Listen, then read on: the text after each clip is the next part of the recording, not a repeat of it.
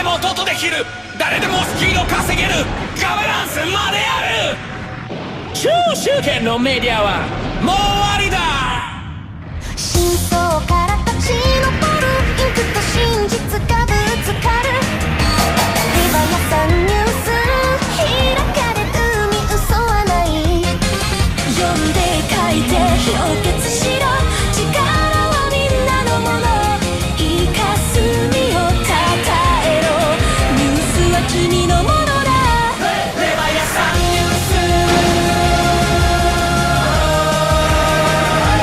レバヤさんニュース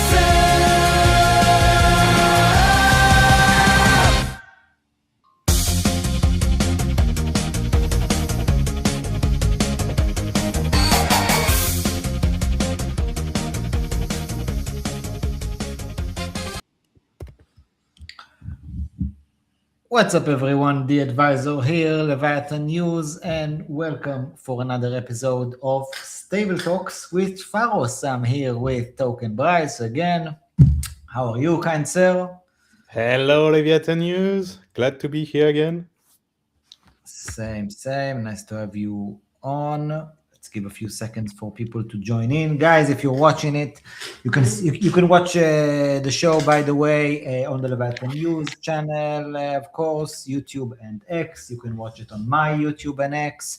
You can watch it on Token Bryce's Twitch. And wherever you do, please share it all around and help us get the message of Pharos and Stable Talks out there.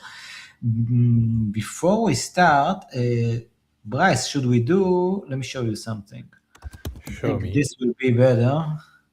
Like last time? Is it better than like too much background with the other setup? You know what I mean? No? What do you prefer? This or this? The background doesn't matter. People want to see us getting sweaty when we get mad about stablecoin models. Exactly. So, what do you have for us today? It's actually been a crazy 2 days. I think that just to before I'll let you give like a list of the topics that you want to discuss today. I think that like the elephant in the room is the whole PMUSD report that you guys have published a few days ago, and the events that took that happened after it. I've actually like I've said, and I've written a post about it myself yesterday. I actually really like both teams and all people involved. I think people are doing things like for the right reasons, and they actually try to build quality stuff. And I actually, at least anyway, from my angle, I think that everyone's just doing their thing from a positive place. But from what I've seen yesterday, it doesn't seem necessarily or at all that this is like necessarily mutual between the two parties themselves. I've approached, like I've sent a message, to some folks at RAC, which again, I really like and respect and believe that they will bounce from this, inviting them to come on the stream. And even if they haven't noticed it yet or like don't want to come on this one, open invite to do another like live stream with me and talk about it yourselves, give your own angle. Or even with me, if they want to address Pharos coverage of it, I'm happy to make myself available.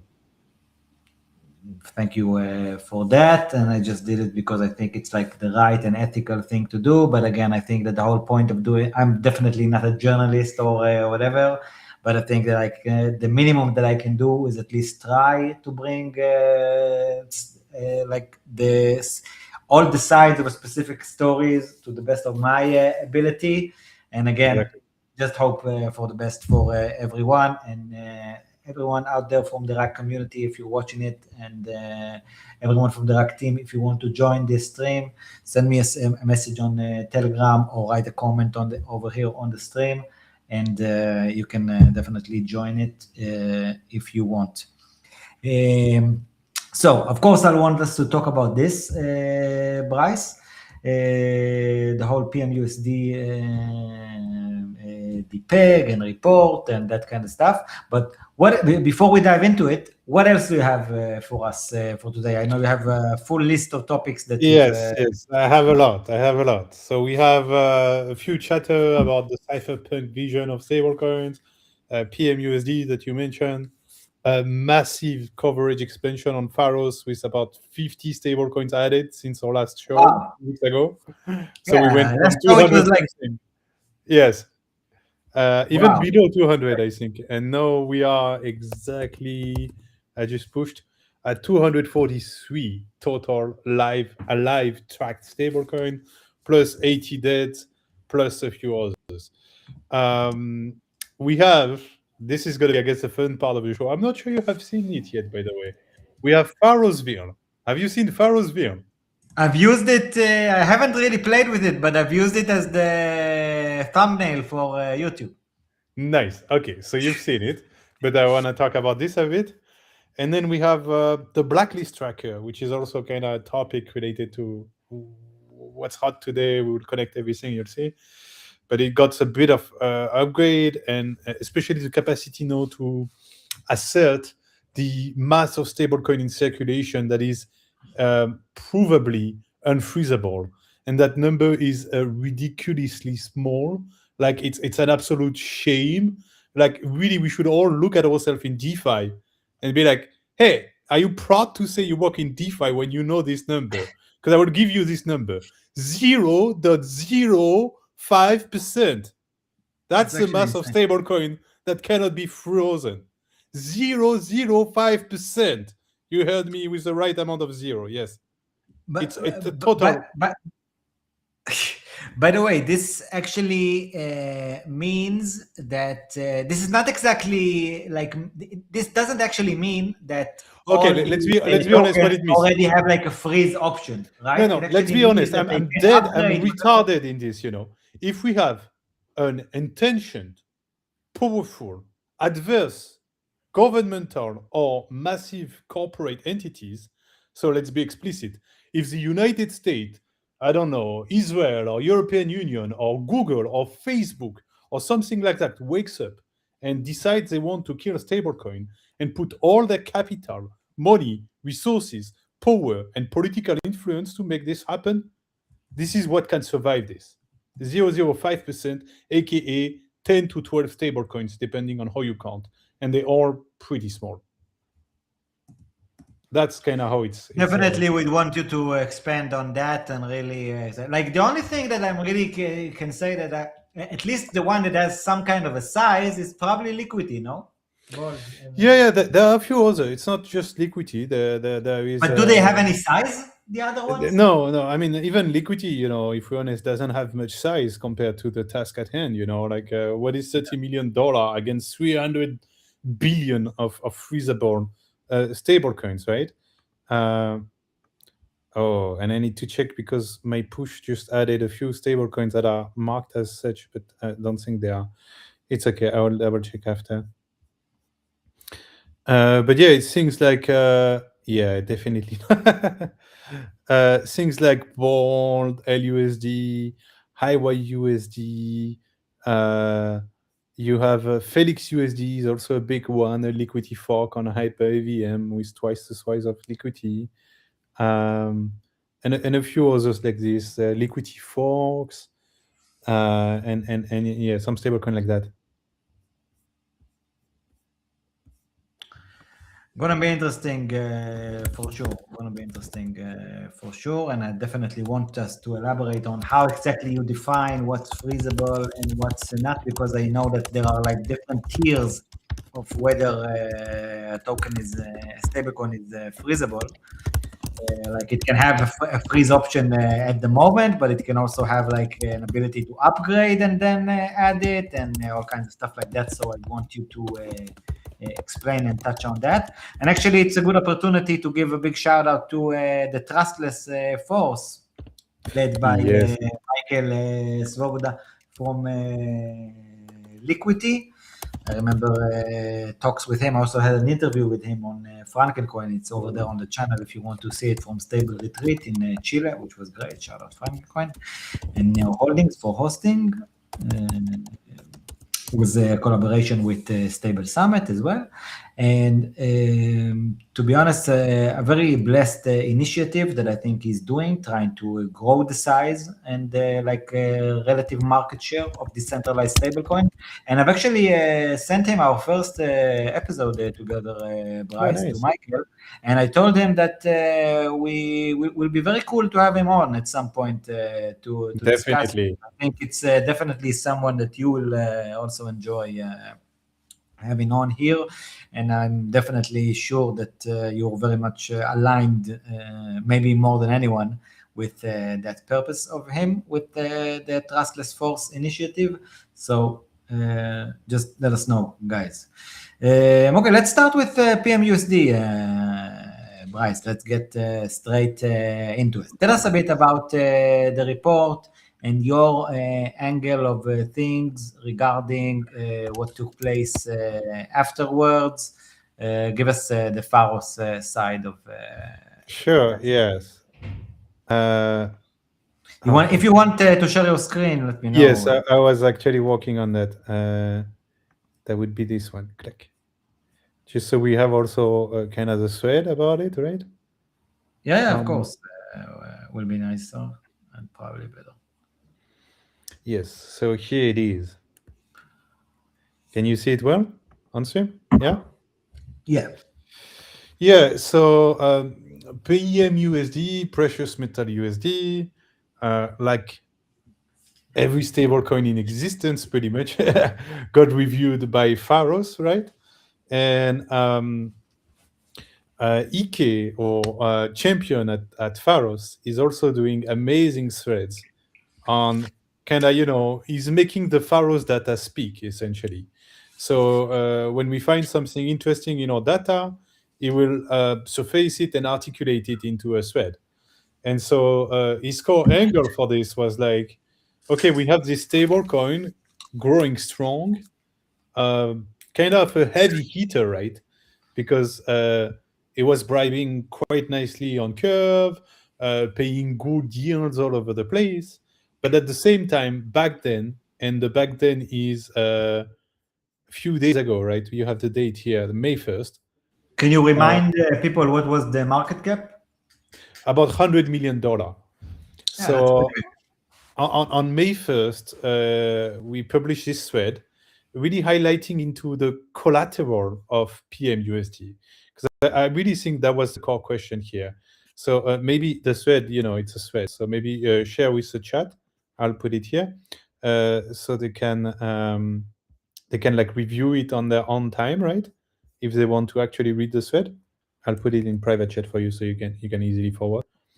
But essentially, the thread was a lot about the collateral, right? So that PMUSD, precious metal USDs, you hear that and you're thinking, okay, I'm gold, I'm silver backed. There is some like precious metal in my collateral. It's a pretty good model, right? Gold is going up lately, silver is going up lately, and then this is pretty good for a stablecoin, right? It's gonna go well. And essentially, what Ike put forward is that the claim on the collateral is not as direct as you might think it is, So we talked last show, if you remember, USDT alloy, AUSDT, where then is backed by XOT collateral. And XOT itself is redeemable for gold. So essentially, if you are holding that USD, AUSDT, alloy tether, you are essentially one step away from being able to exchange into XOT. That's your step. And then the XOT you can redeem for gold, physical gold. Of course, we talked about this also last time.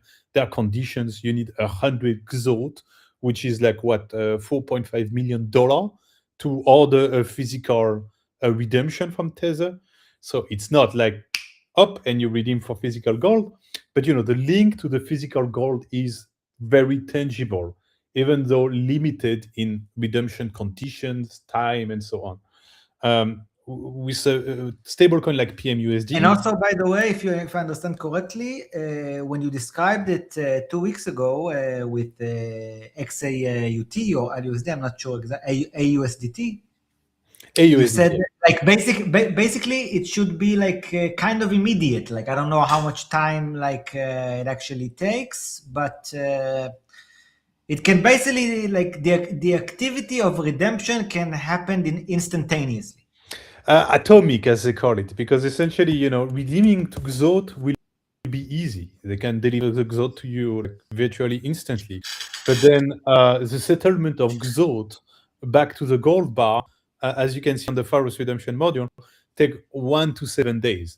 And because, of course, that's not nothing shady here. You need to understand that we're talking about physical delivery of gold bar to a specific address in the real world. You don't make that happen just snapping fingers. It's not like signing a transaction. You need to organize logistics for that, have storage, and so on. So long story short, but there are delays, there are conditions.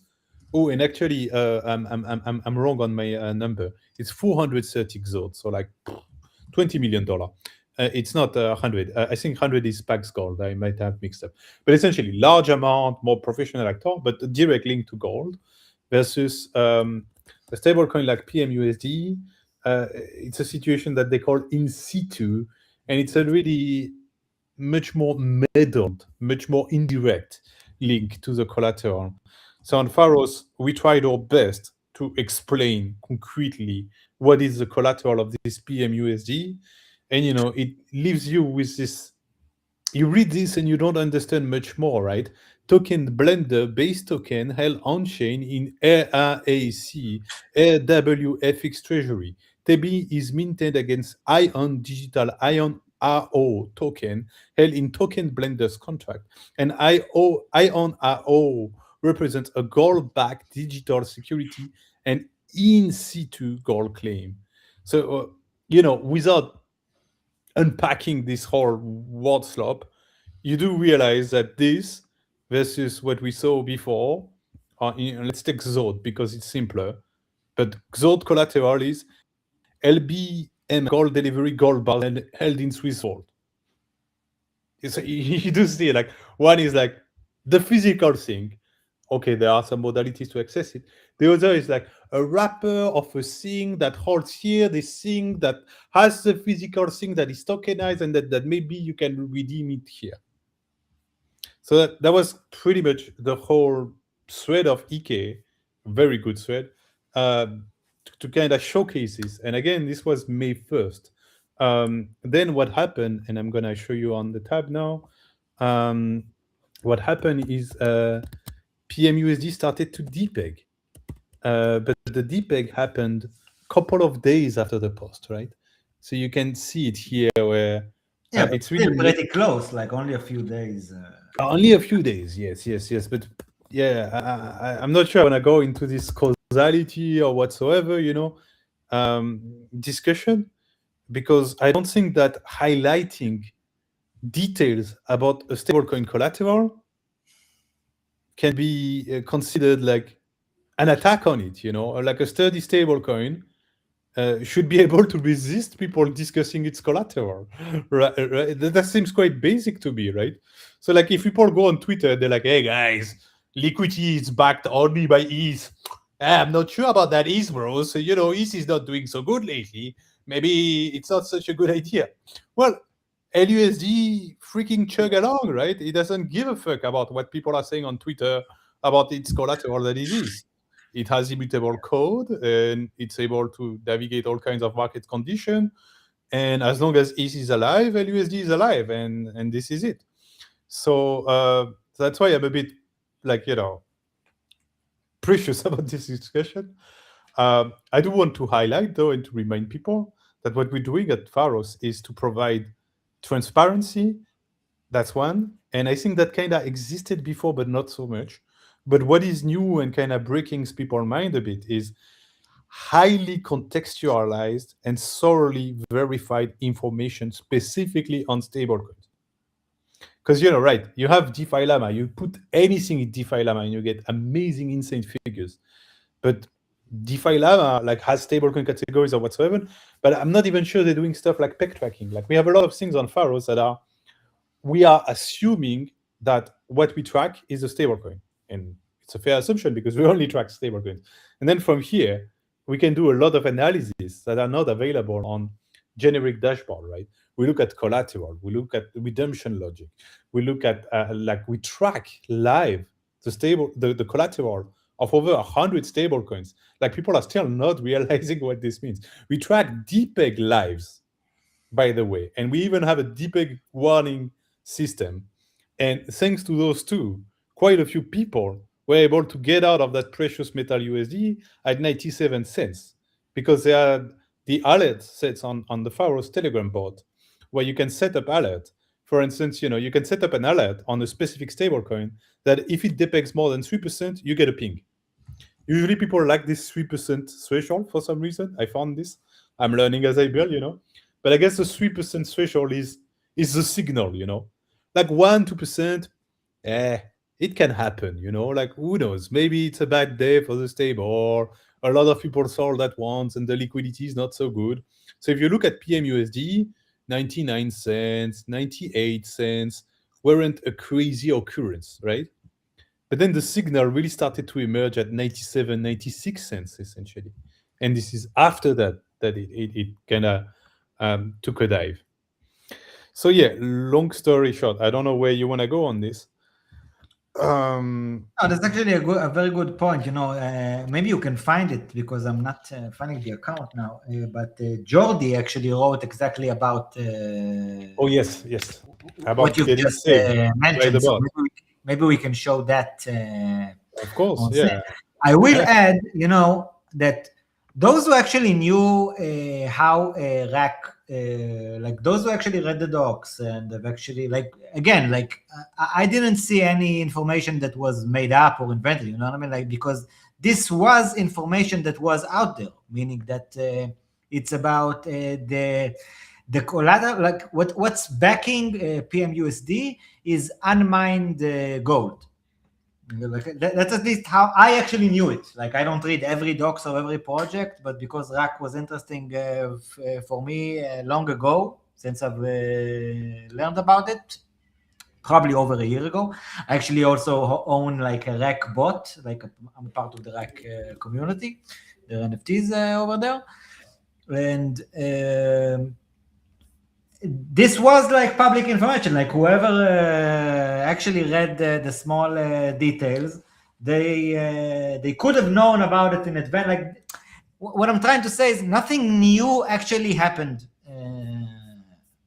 these days, and mostly it was like, and I think that's why they call it FUD in a way, because of maybe how they perceive the thread itself being presented as their meaning. But end of the day, the information was out there.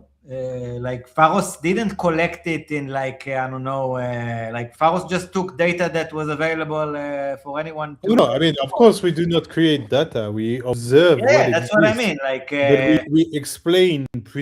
I think, people get really fooled by what in situ means. Because you're like, oh, that's fancy Latin, that must mean it's thorough, it's sturdy. And then again, when what word are you using there? in situ, because In that's situ? how the collateral is described. Okay. Okay, explain to me that, because I don't know what that means. Well, it's a really like sentence. Essentially, that means non-extracted gold. In situ, in situation, like in the fucking mine. Okay, but again, this not was a gold bar. I as a rack bot knew that. You know what I mean? Yeah. I mean,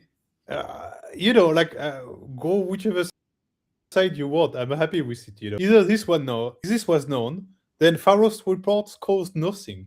This thing depegged because it was supposed to depeg, and we're not responsible, and we are not.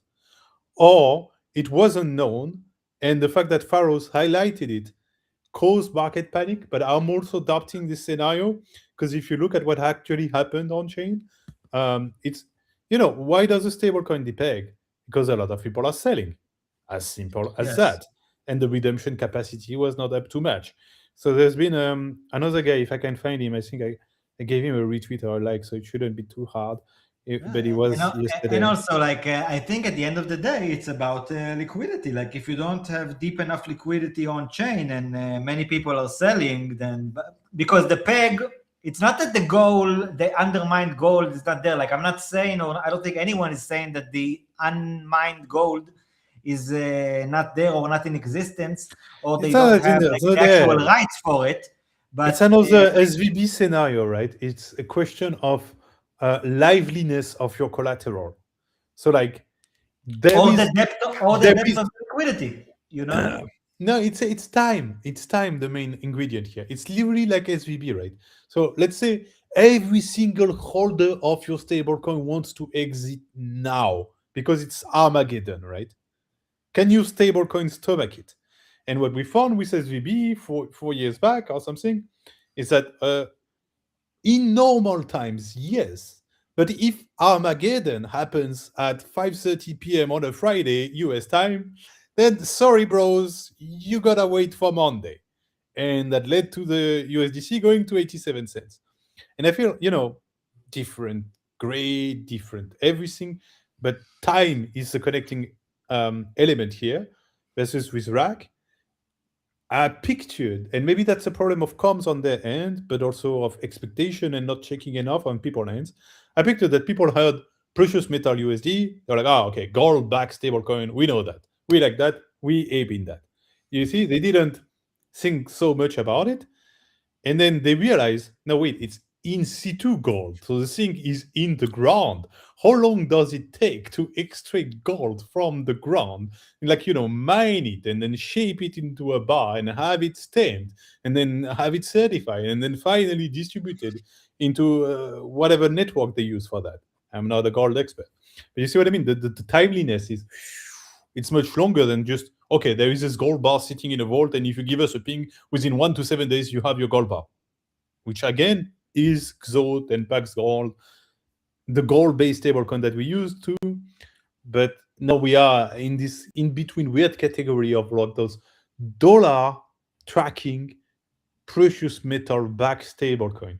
And for some reason, honestly, I'm not convinced of the relevance of that category to begin with, but it is clear at this point already that it has a huge product market fit. Like, people like their dollar better backed by gold than, I don't know, backed by ETH or backed by treasury bonds, or at least they like them. Maybe not better, but they like them because, of course, the treasury bill dollar stablecoin is still like the king of the hill, right? But those guys are growing fast. The PMUSD, the AUSDT, and so on. Yeah, I think that the niche of gold-backed stable coins and dollars, I only know of dollar ones so far, actually, is a very a big niche. I think RWA in general, I think that maybe one of the things that you and I don't necessarily see eye to eye is that I think the only way that let's call it on-chain finance, because DeFi is not the right word to call it if we actually think about what DeFi is, okay? But the only way on-chain finance actually replaces traditional finance is through RWAs, in my opinion. It's not gonna, I hope that the pure style and really decentralized alternatives will be available, especially for extreme scenarios like you described there. And I'm sure that a specific amount of builders like yourself and Liquidity and others are trying to do to be 100% pure and decentralized, like the purist mindset. But I actually don't think that this is the only way that on-chain finance should be. I actually think that in order to really take over the world, RWA is the actual path, and it has its advantages and disadvantages, of course. But the whole point is to have a choice, at least the way I see it as a user, as a consumer. Yeah, I mean, it's hard to know where this is going. I'm not aligned with you in thinking that real world assets are our Lord and Savior. They have a role to play, of course, but we need to remember. I mean, and the thing is, we're putting so many different things in those real world asset basket, right? Because real world assets, and we think what? We think T bills, we think real estate, we think precious metals. I would say no, no, no, no. Here there is two categories already. There is the government's trash, and there is the actual properties. Like the government trash, the fiat. They do with it as they pleases through the main economic theory of the time.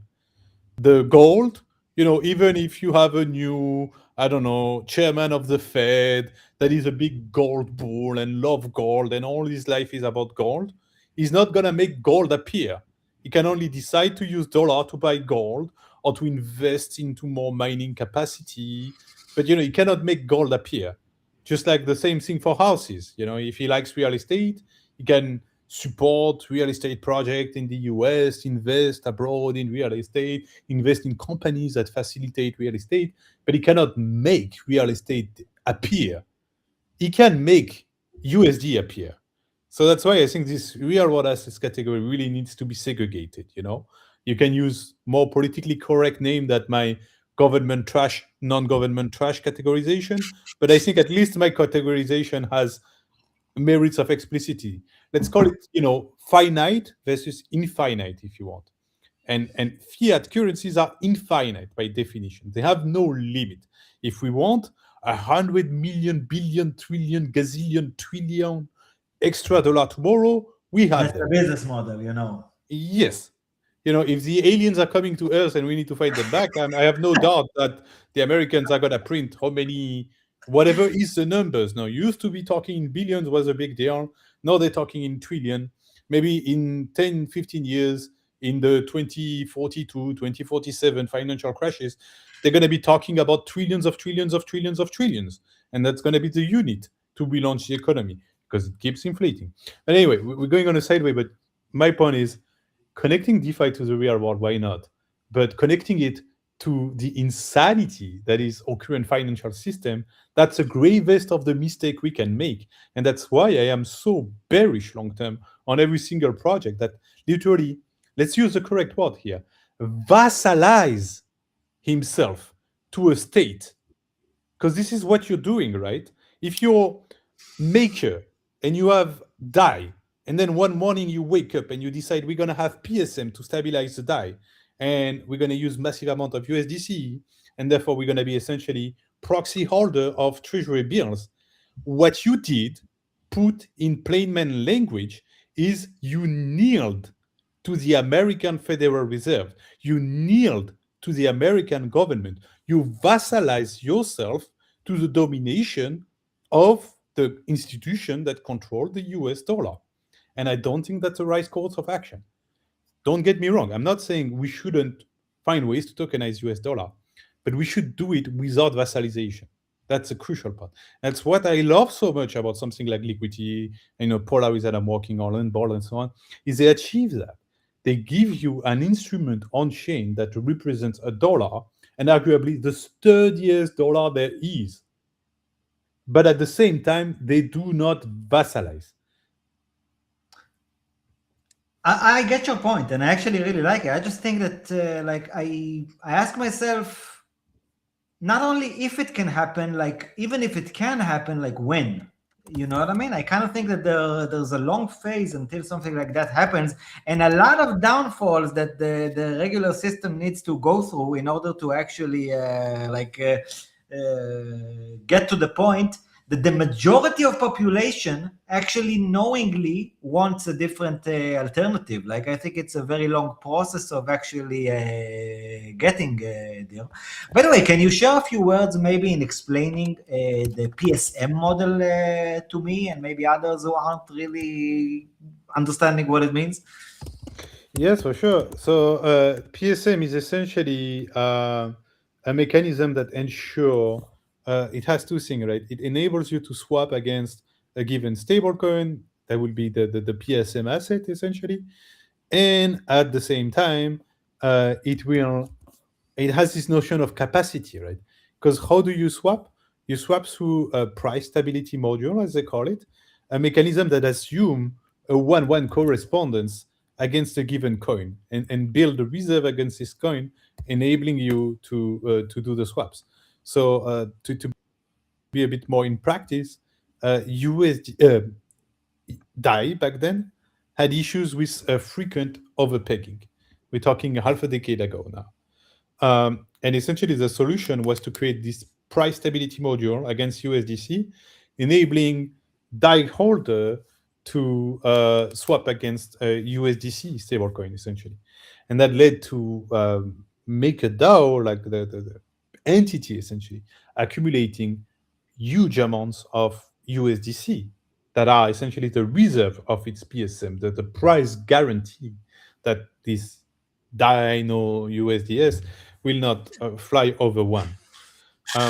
So it's really how the core mechanism, and it's not maker specific at all, right? It's very common all through the stablecoin space. There are even people trying to generalize that mechanism or this type of mechanism now to create this kind of instant redemption pool between stablecoins or instant liquidity pool connecting thousands of stablecoins like ArbSwap. You have quite a few projects working in that space.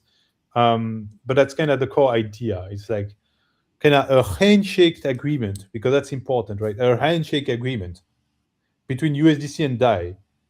But it's not even a handshake, actually. It's more of a kneeling than a handshake. Yeah, that's I think why you call it vassalization, because all of a sudden, like USDC becomes the deciding factor of what happens to the asset.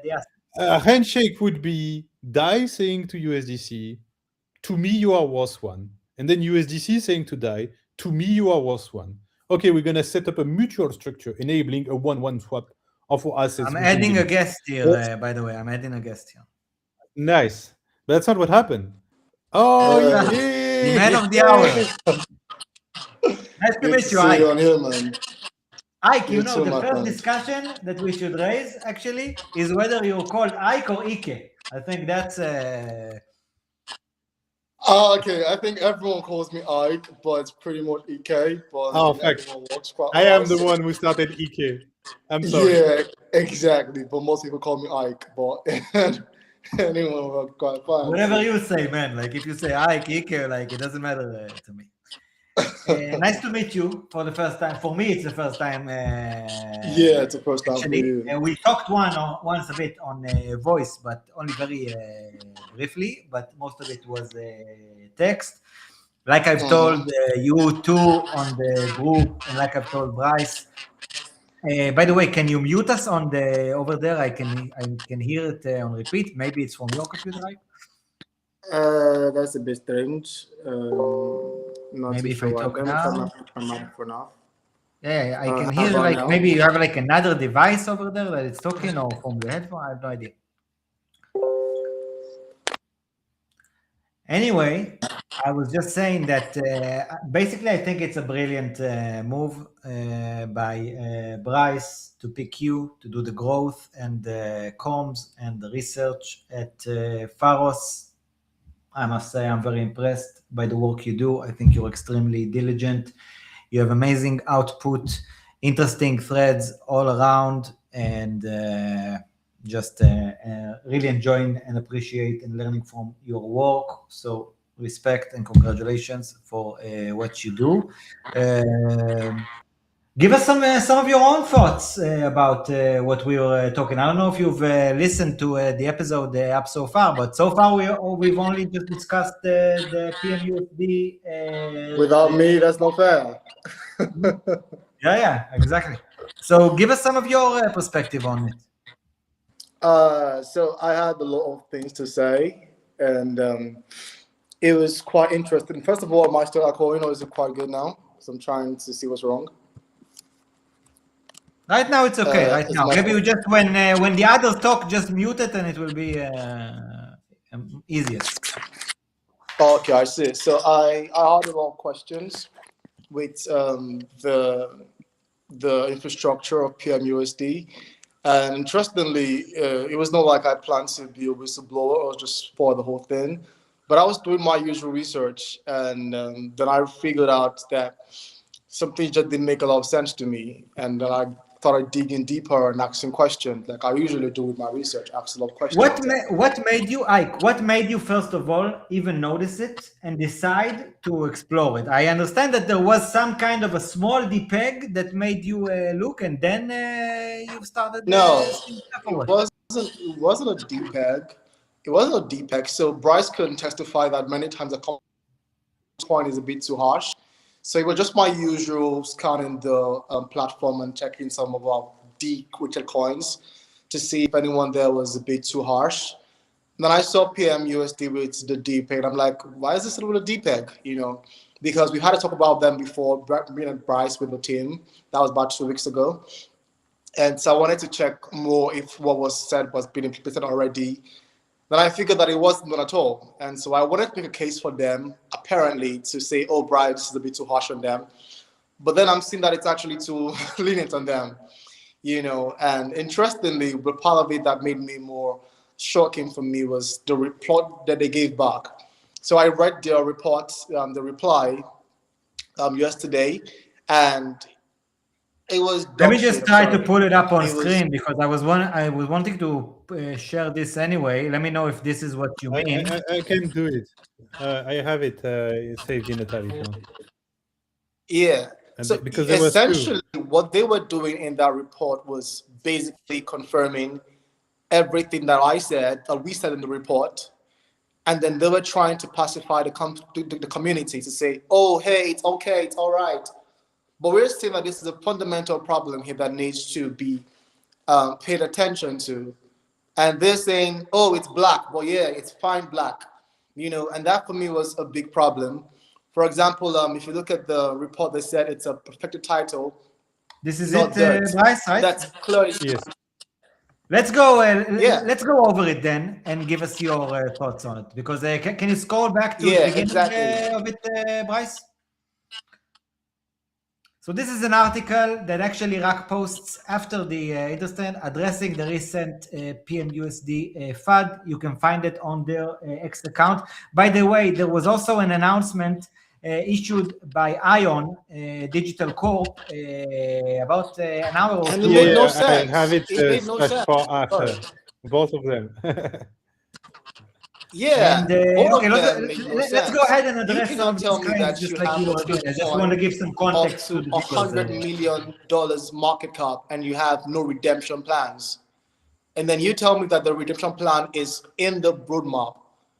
That is for a coin that is about 100K market cap or a million market cap. There is no roadmap for redemption currently standing. It's perfectly arguable. And the fact that people tried to defend PMUSD yesterday shows the fact that people do not understand what the standard should be anymore. The lines have been blurred, and it made my work more interesting for me because it's like this is clear. It's clearly written there. It's clearly written there. You know, the gold is in situ. It is not practical vault gold. And whether or not they've said it before, it does not determine or it does not undermine the fact that it is still a big red flag. So if you try to get your tokens back, you're getting VNFTs. It's a Yukon claim mining claim. And what I said there in my report on Pharos, they did not dispute one thing I said there. They only tried to explain why it was that way. That doesn't make any sense. It makes no sense. The biggest red flag of everything they wrote there was redemption is on the roadmap. How the fuck, sorry, language, how do you have a coin or a stable coin at $100 million market cap and you have no redemption already in place? It's absolute bullshit. Absolute bullshit. And it's very questionable. And I don't want to say a bit more things because I did a lot more digging into this. I think I sent Bryce in DMs one of the reports someone sent to me as well too. But I don't want to go into that about, on this call. But it was glaring there. And they had no way to prove that the report that we made was wrong. They admitted to it indirectly and were trying to pacify or explain why that was done. And for me, that's more red flags. More red flags for me. Yeah, yeah, it's a good summary. So I showed you in a bit the two message, both from Rack and then from Ion. I find Ion even more worrisome than Rack. Mm-hmm. Ike, don't forget to mute yourself, please, when you're not speaking. You have sick echo. Um, and Ion is like literally explicitly move. Ion is moving forward with the development of a structured redemption framework. So you are the best guess to tell me when exactly that means I can redeem. But what I can tell you is not soon. Moving forward, the development of a redemption framework doesn't sound like, okay, redemptions are open in that contract. Redeem now, kind of vibe. So again, it's a matter of time. Um, you know, the time it takes to access the collateral, and I think we've been quite used to instant here that we forget that depending on the assets, we were talking about real world assets earlier. Imagine your collateral is rented houses. If you want to liquidate that collateral, the first thing is you need to kick the tenants out. Depending on the country, it's a few months at least. Then you need to actually sell that house. Again, depending on the market, the country, the situation, the discount, whatsoever, it's another few months. So that means essentially rented real estate as a collateral would take you, generous estimation, 6 months to unfold. So to be able to actually deliver dollar to people who wants to redeem the stablecoin, if there was such a stablecoin. It's similar situations here, and it's something we love to forget about it in DeFi. We're so used to instantaneity and full transparency and so on that I think is like, again, what I was telling to you earlier, the advisor, I think what happened here is like people heard precious metal, gold backed stablecoin, and kind of defaulted to assuming gold bar in a vault instantly redeemable. And maybe I'm pushy here and I'm open for challenge on this second part. Okay, my first part, I'm confident. Second part, I would say is using the word in situ. I think is purposeful on Rack and Ion's end, right? Because they know that most people don't speak Latin. They didn't tell you, oh, this stablecoin is backed by gold in the ground that is yet to be mined, which is the same thing, but surprisingly, much more people understand what I'm saying when I'm saying gold still in the ground yet to be mined versus in situ gold. So I think there was a bit of obfuscation here, but we're jumping into intents, and so I'm just like throwing it out there. But essentially, communications could have been clearer.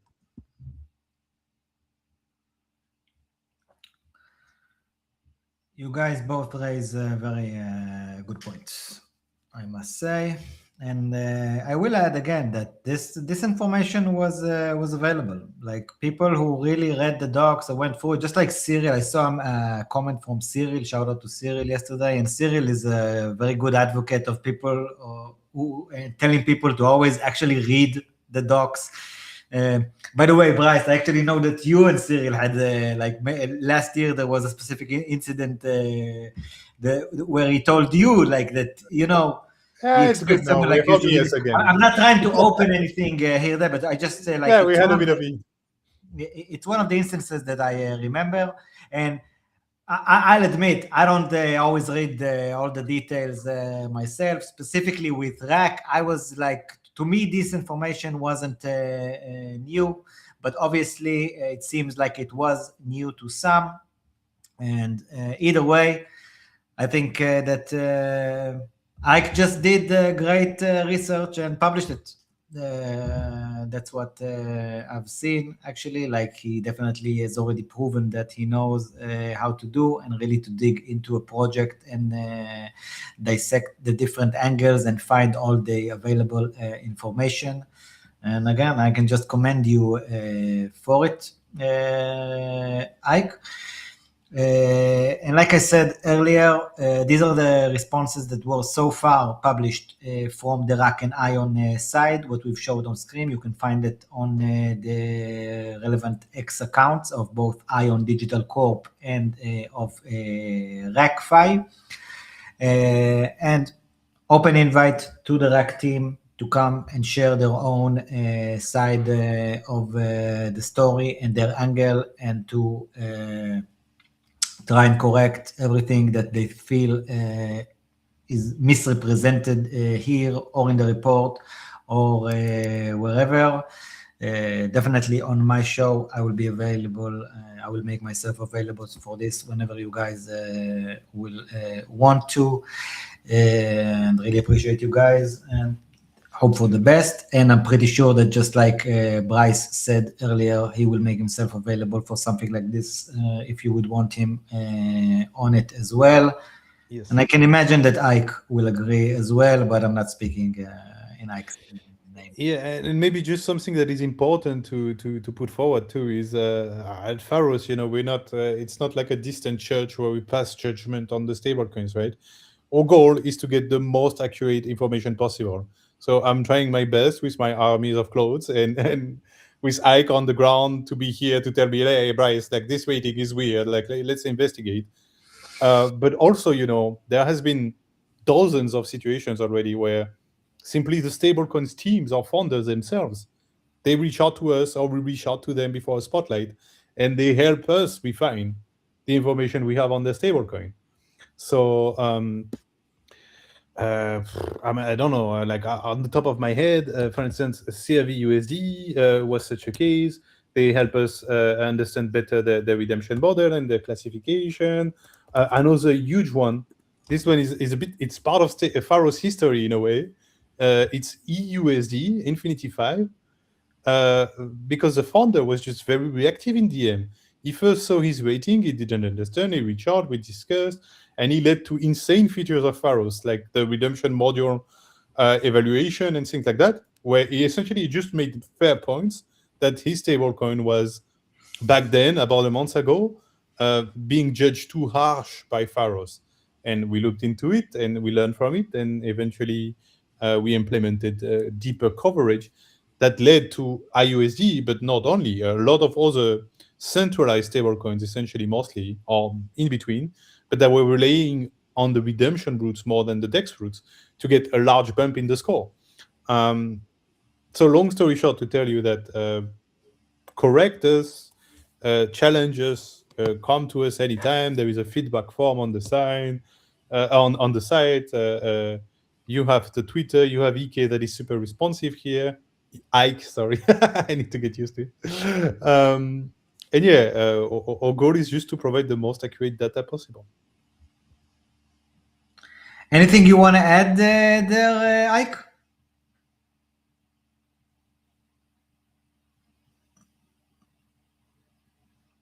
Yeah, and just to add up to what I think I'm a bit logging a bit. My login. Can you hear me? It's okay, we hear you okay. Yeah. So just to add to what Bryce said, we are very, very responsive. I mean, Bryce is more busy. I'm more on ground most of the time, and a lot of stablecoin projects and founders reach out to me almost every day. My DMs are buzzing every single second. It's always about we have this problem, we have that problem, review this one, review that one, and that's the point. We're not trying to crucify anybody. We're just trying to ensure that everyone is safe. And so when stablecoin feels like they are being judged too harshly or we are misinterpreting some of the metrics, they are able to reach out to us. And many times we actually give back advisory.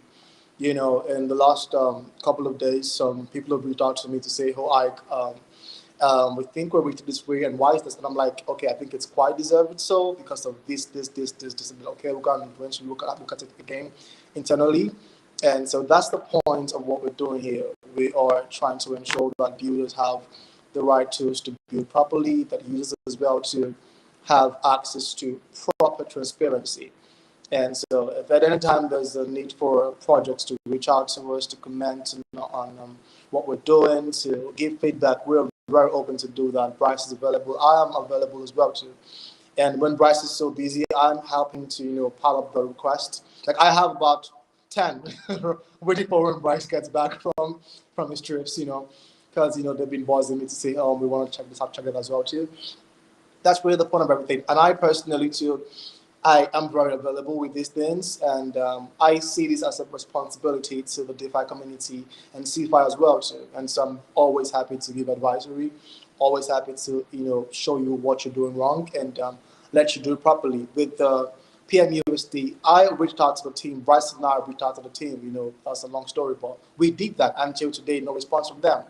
You know, and like I said on my last post, I have details on about 2 more stable coins that could send them to zero. But I'm not going to post that because I'm not looking to nail nobody. I think I'm long rugged. I can't hear you, Tommy. Yeah, Am I people wrong have a been bit? telling us we need Yeah, to open a stablecoin market. Shit, man. I think my card fried right now. But I was saying that I'm not. So I didn't post that because I'm not trying to. Fuck, man. I can hear your lips moving, but I can't hear you talk. Shit. I was muted, man. Sorry, it's on my side. Oh yeah, I thought I was going deaf or something. I'm like, I'm like, No. It was I was muted. I'm I'm sorry just because sometimes am also I deaf I or want to. something? I want to make sure that I don't. That I actually saw this one from you earlier, where you've said this. I won't read the whole thing, but I've received a lot of DMs on the initial report. Went live from the founders and projects asking if they are next. God forbid. And some for advice. The truth is, I have reports on 2 other projects sitting in my drafts. My first move, you're becoming the sheriff of a stablecoin town, of Pharosville, maybe. Will be my first move will be to reach out privately and give them a chance to fix what is wrong. That is the right way to do this. But if they do not act to protect their users, the files will have to come out. Pretty dramatic, but also kind of true. And I actually think that this is a very good point that you're touching on there, Ike. I know that often this is the case in like more traditional sides of media, because Pharos in a way it's a kind of media, like it's stats and data, but also like today the boundary between data and media is kind of blurring with the way internet works. So I do think that you've touched on a very good point there, and it's the right approach. And I do think that you should make sure to reach out to projects first of all. I think that in general it will serve the purpose of Pharos better, which I think is to protect users. You know what I mean? And again, I must say that the whole thing is from someone who's just watching it from the outside on our very tiny sector of the industry. It was all very interesting. It was a very interesting, like 24 or 36 hours to watch the whole thing. Gentlemen, before we move to the next subject, anything you want to add about RAC and PMUSD? Floor is yours. No, I think I pretty much said everything I had to say. So yeah. What do you have next for us, guys? And again, I will just keep mentioning it. RAC team, you're always invited to let me know if you want to share your own side of the story, to have a live stream with me, with the guys, wherever, open invite. And honestly wish to see the PEG returns and the project becomes great again. What do we have next, Bryce? Yeah, maybe a quick mention is just because it's so current, is Ecubo sadly being hacked. Ecubo is another Liquidity fork, by the way? Yeah, it's a Liquidity V2 fork on mainnet. Really? It was hacked? For how much money? Not much, because there wasn't much in the protocol.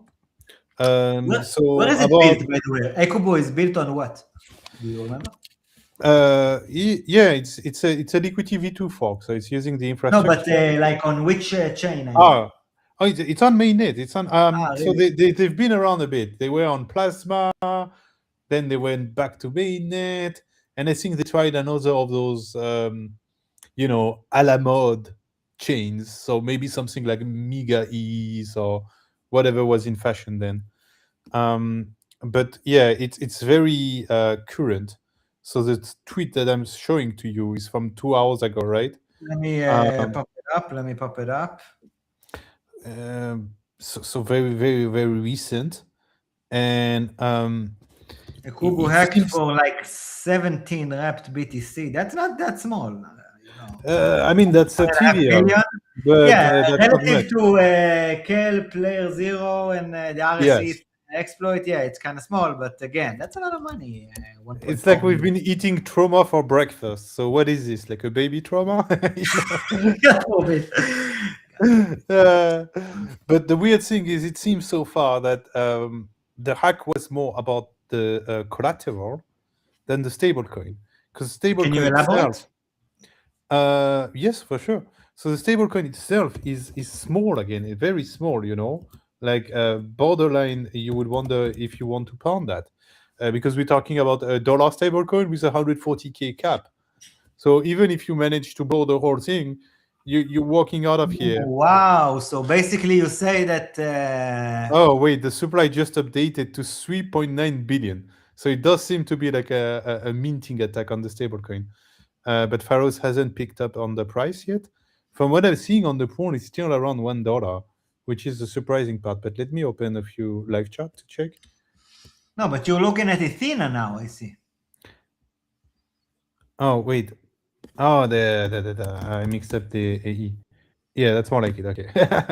So yeah, So okay. explain to us how it happens that wait, like the Oh, total supply of the specific EBUSD dollar is 142, and it's uh, still yes. pegged, but they were able to take 1.4 million. That actually means they have got the collateral itself. Yeah, they drained the collateral. So I am not I'm not confident in like what happened yet because it's so fresh. All I can tell you is that indeed it seems like the stablecoin is Google unaffected. released a report. I'm going to send that to your DMs right now, Bryce. So you can Oh, just share super. the screen. So Kubo just released a report on the incident. You might Oh, want to check that super. out. Perfect timing. Check your Telegram, Bryce. Ike, man on the ground, always has the info. Yeah. So here's a report from Ecubo. There is an active security incident on Ecubo swap router contract on EVM chains only. Liquidity providers are not affected. Starknet is not affected. We're investigating the scope of the issue. Be safe, revoke all outstanding approval. And so it seems to be an Ecubo related issue, which interesting. Interesting. But again, it's just way too soon, the advisor, to give you like, oh, this is the issue. Here's what we learned from Yeah, that. yeah, You know? not able to do a live post-mortem of what's going on. But in a way, I understand that this message says that for anyone who has interacted with Ecubo, they should revoke. Yes, I will put it in the chat too. Can I? You can No, automatically put it in the comments, I think. No, you can't on your side. no, I can Send see it to the me, chat. and I I'll will send it to you. do it. Yeah. So like, what is clear so far is, as far as we know of, and this is not far because it's fresh. The stablecoin itself, from what I'm seeing on the charts and so on, it still seems to be trading around $1 in several pools with a bit of liquidity. It's But not if a you big go stablecoin. to where it's being traded, you also Yeah, see that. that's what I'm doing on Curve and so on, the Curve pool. We can check quickly if you want. So it seems to be trading at $1. It seems that what has been affected is the wrap Bitcoin collateral, and I've been able to confirm that looking at the balances. A decent amount of Bitcoin are gone. But we don't have so much more information than that. But you see, the ABUSD stablecoin itself, even on Curve, is still like Yeah. at a But decent. also, like you also said that the amount of liquidity there is about what Yeah, 100. again, First, it's so not you big. want to It's not check big. out the Kubo on CoinGecko, Bryce? I think that's more Yes, yeah. interesting. Yeah, you want to Maybe we check can out go straight to Kubo on Kubo. CoinGecko? Let me just send you a screen. Send you the link to your WhatsApp, to your Let me Telegram. check the. Language is that. Yeah, at Kubo on CoinGecko. I think that's a bit more interesting to see the chart. Because on CoinGecko you can see like what an impact it has. Check your Telegram price. Because on the It's Ekubo, it's down still by seeing it. 35% Oh, fact. today. Okay. Ah, the Ekubo coin itself. In reaction of the hack. Yeah. Yeah. Okay. Makes Okay. Okay. Coming. Just a second. Sorry. makes sense. Yeah, and all those dive.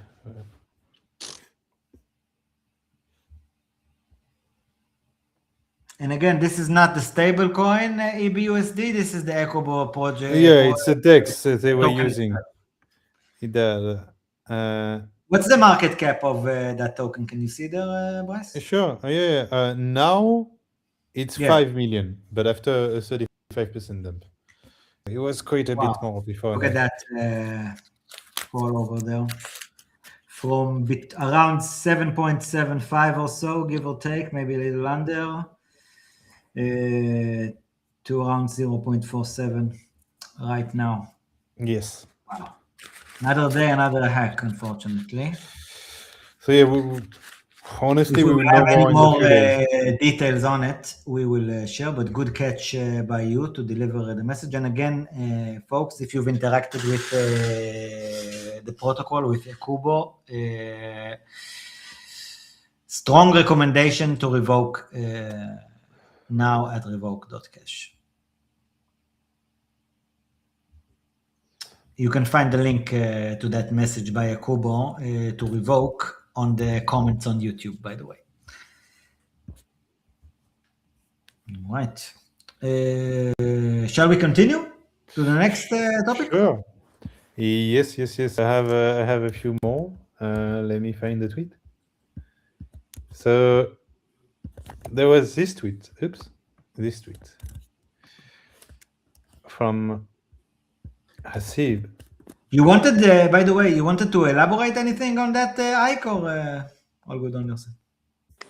No, for me it was just quite interesting. So yeah, I mean, like you rightly said, it's still quite fresh. So we still haven't been able to see what really happened or get lessons from it yet. It's still pretty fresh. So I've been monitoring it, obviously, and then I'll see what happens over the course of the night, what I can see from my finance view, obviously.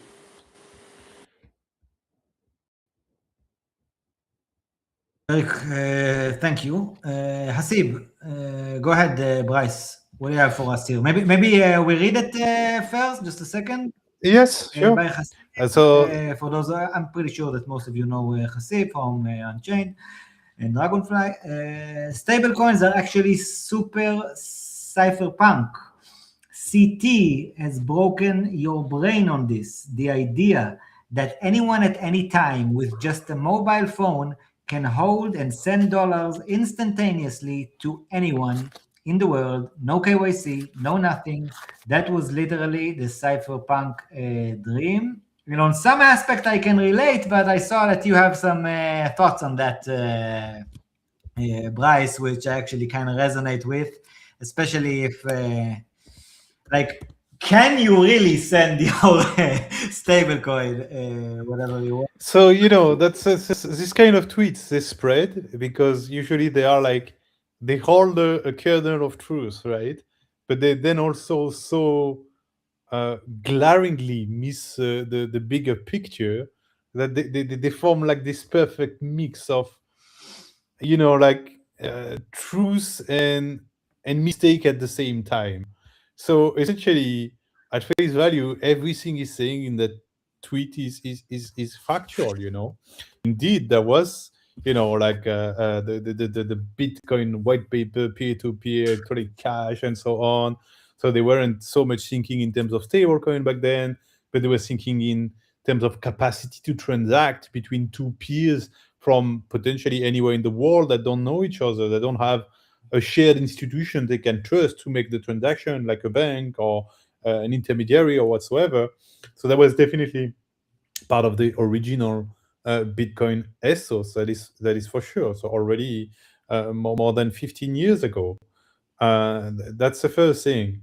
Then the stablecoin layers add to it because, of course, like we don't need to redo the whole spiel, but transacting Bitcoin or Ethereum or whatever is not the most convenient. Like businesses and people who get a salary and things like that, They want to have predictability because they're paying rent, they're paying electricity bill, they're paying concrete set numbers every month. So you can't tell them, oh, your salary is, one Bitcoin, and happens what happens if one Bitcoin is 50K or 300K. That's up to you. Usually people, they like a framework that is a bit more stable. Okay, I'm getting 3K of salary amounts. I need 2K for my expense. I have 1K left. I pay taxes and I have this much left whatsoever. So stablecoin is definitely part of that vision.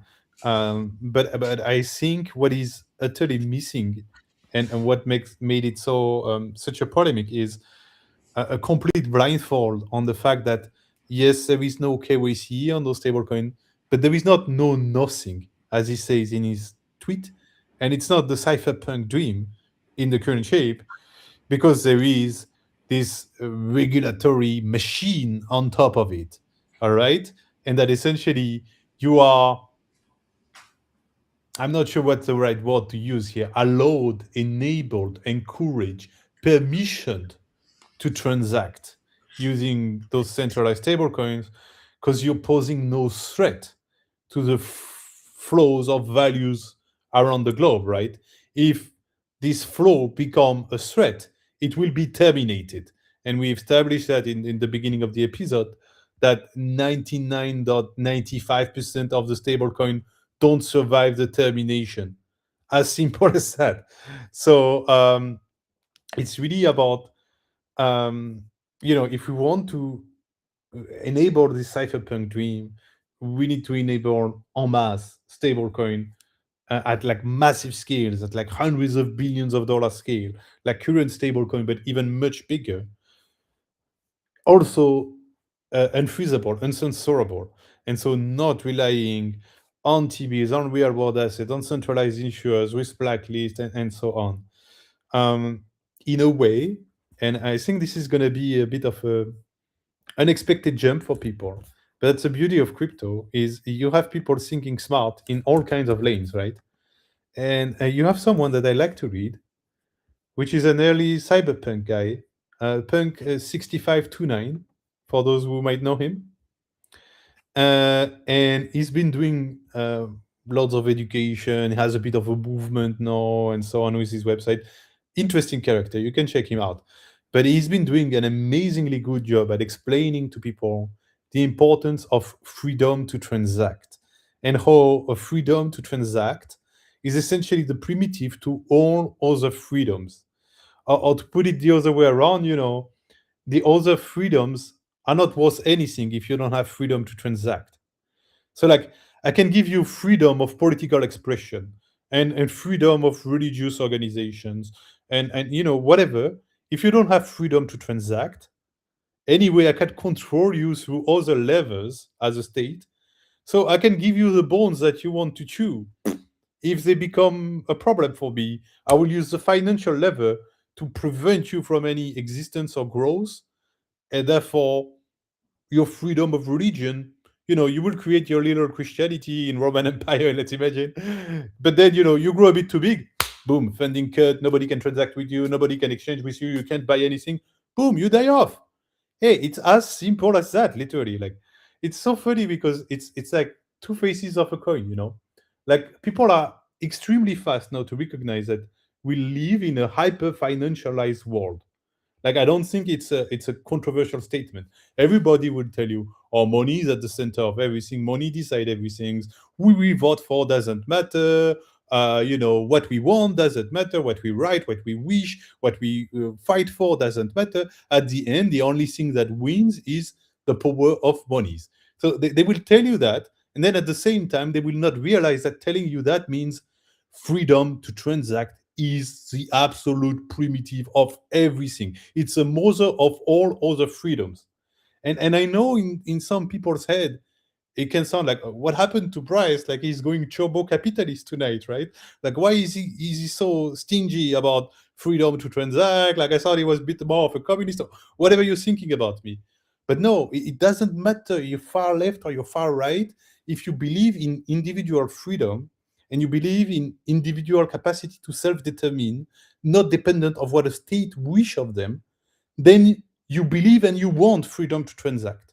And if you don't have that freedom to transact, essentially what's happening is cosplay, right? We're cosplaying political freedom. We're cosplaying whatever freedom, like, oh yeah, you can vote for who you want, but we decide where the capital goes or what are the rules to enable capital. That's essentially the core of my message, and that's why I'm directing you to this 6529, because I think he's doing a good job here. Freedom to transact is, in a hyper-financialized world, the mother of all freedom. Whether you like it or not, whether you think it's healthy or it's not, is another topic. It's just a factuality. And so the question is then, how do you defend, honor, and deliver that freedom to transact, to enable people to have access to all the other freedoms? I know it's an uncountable, but you get me. All the other freedoms that are downstream of this one. I actually appreciate that perspective quite a lot, because I really resonate with your point about the fact that, it is it is like the base layer of other freedoms, because you use the term cosplaying. I will use like a more crypto term. It's governance theater. If they can just tell you that, oh no, you have this right and that right, and of course you can vote for me, vote for that, left, right, all that kind of stuff.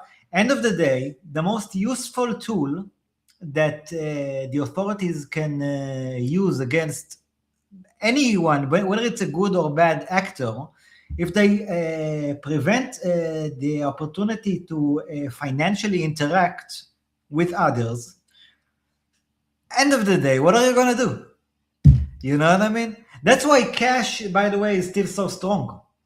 Because cash is still, even though it's issued by the government. Sorry, go ahead.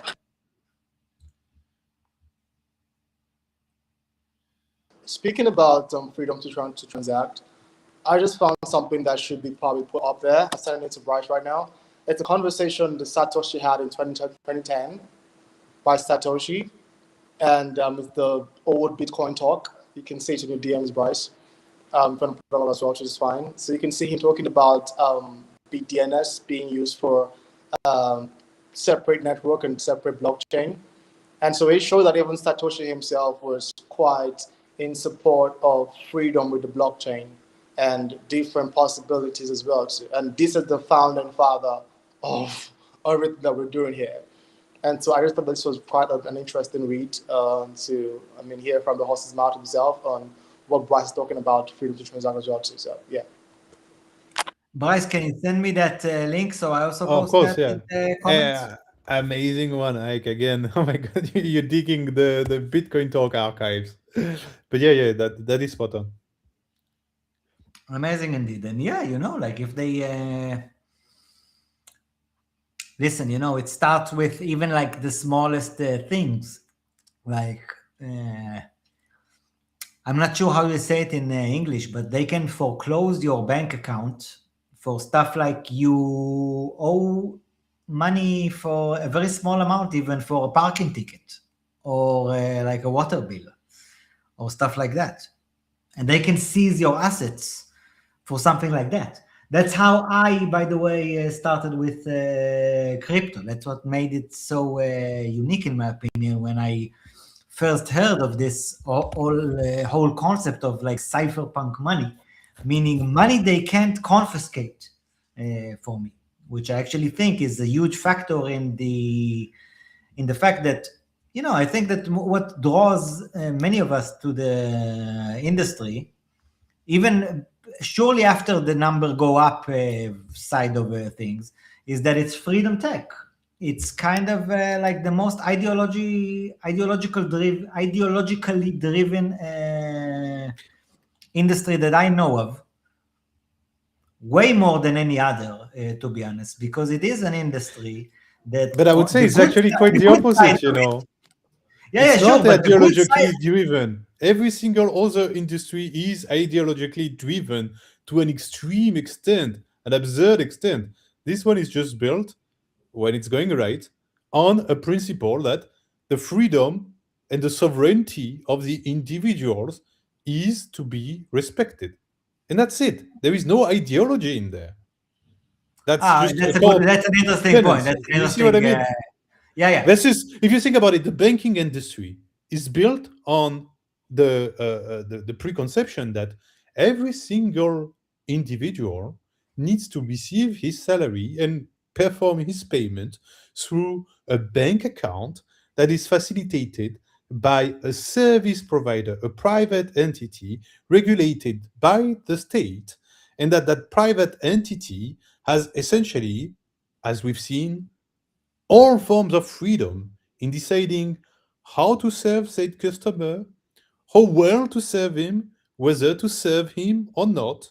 So, we love to forget about those topics, but yeah, I will give you a nice bite size for your shares, right? The crypto industry needs to be able to serve porn industry. And the reason behind it is because if you think about it, the OnlyFans and the porn actress, and I really don't care, I'm not passing any judgment here, but anyone doing an activity that is, from a bank perspective, not seen as reputable, right? So the gamblers, and I'm not talking illegal here, I'm talking immoral in some bank's perspective, where the bank is not supposed to pass moral judgment, but actually is. So those, sex actress, OnlyFans models, poker players, and who knows what. You kind of picture out the kind of job I mean, right? They have the biggest trouble with the banking service and with the fintechs. And they should have found a home in crypto, in DeFi. And there's been a few attempts, Spank Chain and all of those things like in the past, but I don't think we have found a big fit there yet. And that is somehow a cause of concern. Because if we cannot serve properly, to put it simply, if we cannot serve properly the oppressed, the most oppressed of the current financial system, how do we hope to serve everyone, to swap your bank with whatever DeFi solution? Like those guys are kind of guinea pigs in a more positive sense than the usual for crypto. Like they are the limit test for crypto, right? The day we are able to serve them better so that they themselves, on their own volition, tell each other, like, hey, stop struggling with PayPal or whatever weird bank you're using now. Just, use this whatever wallet, whatever bridge, whatever product. And in crypto, it's also easy. There is nobody that can tell you, no, your money is gone, or no, you need to give me 30 pages of written manuscript to explicit where the money is coming from, so that I will enable you to spend your own money that you won working hard. I think you get me, right? It's like all of this is connecting again on the freedom to transact and how it's got what we're doing. It's not ideological. I want to insist on that. Unless you're thinking that being pro-freedom is ideological, If you think that self-sovereignty is an ideological perspective, then it is ideological. But else it is not. But give me any other industry that exists in the world, it's insanely ideological. We unfurled the example with a bank account, but in the bank industry. But similar assumptions, similar ideologies are found in every single one of them. Crypto is just freedom maxing.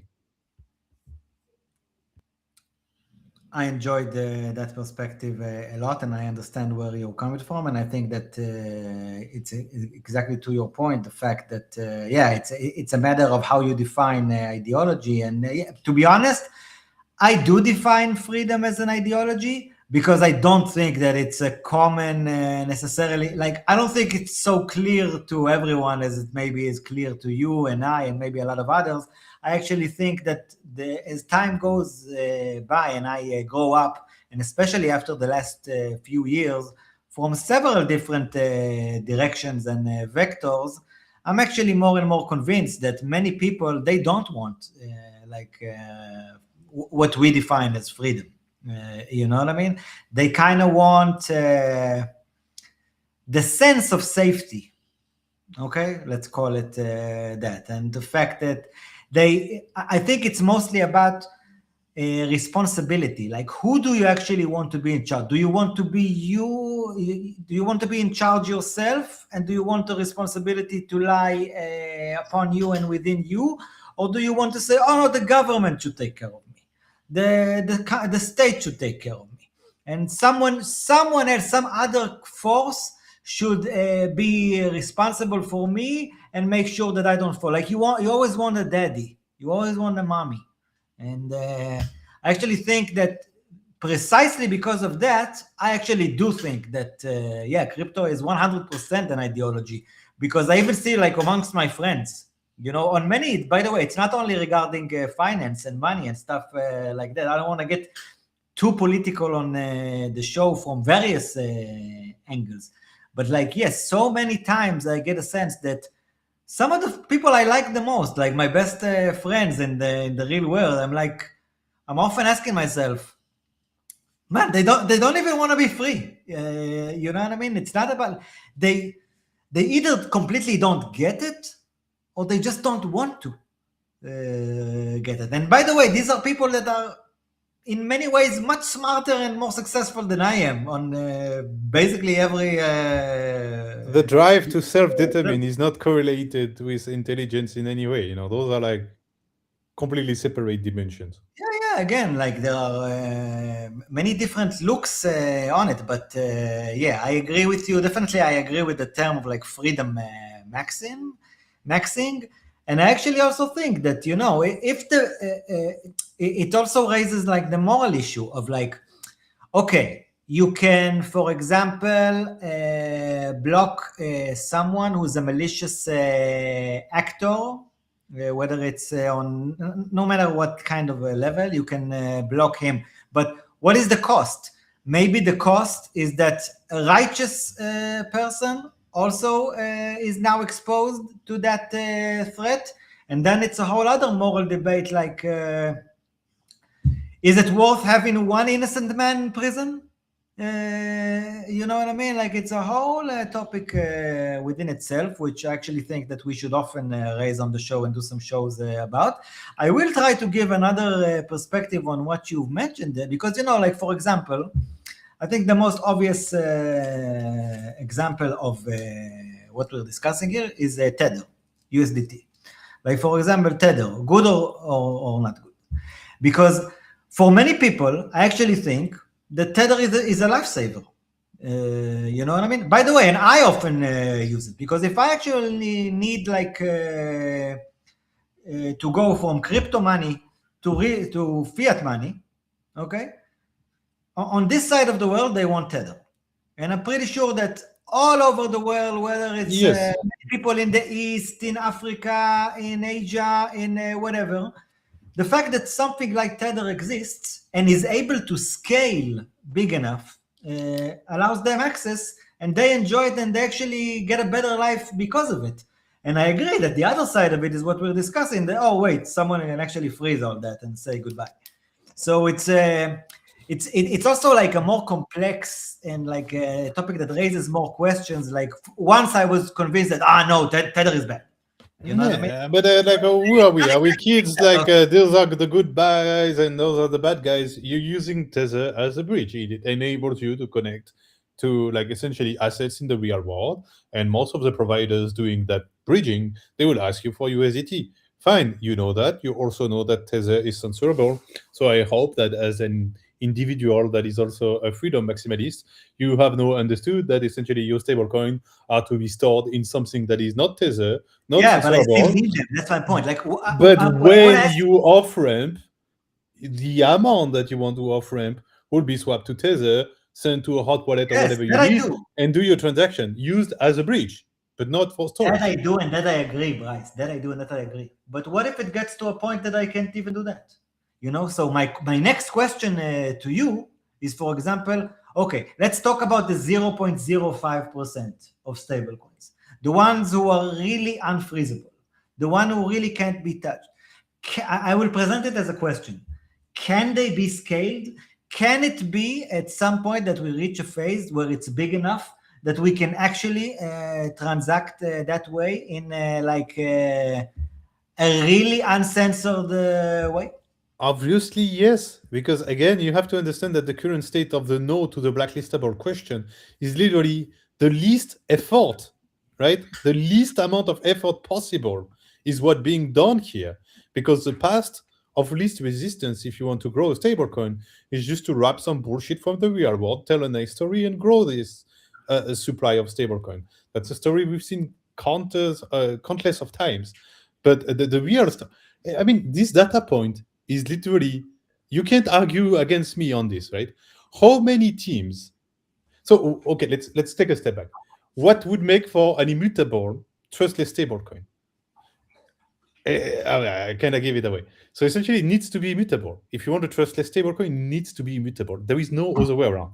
No, let's look at it this way. By the way, this is also true for a protocol, not even just a stablecoin. But you're right. But Let's it's keep it. another topic, Let's keep yeah. it about stablecoins. You're right. So, no, the other question was, okay, we have been doing DeFi for 8 years.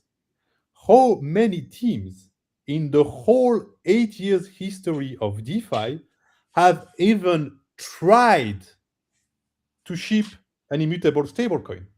And the answer to that is one. The answer to mutable is about 300,000, or I don't know at this point, a lot of stablecoins were launched.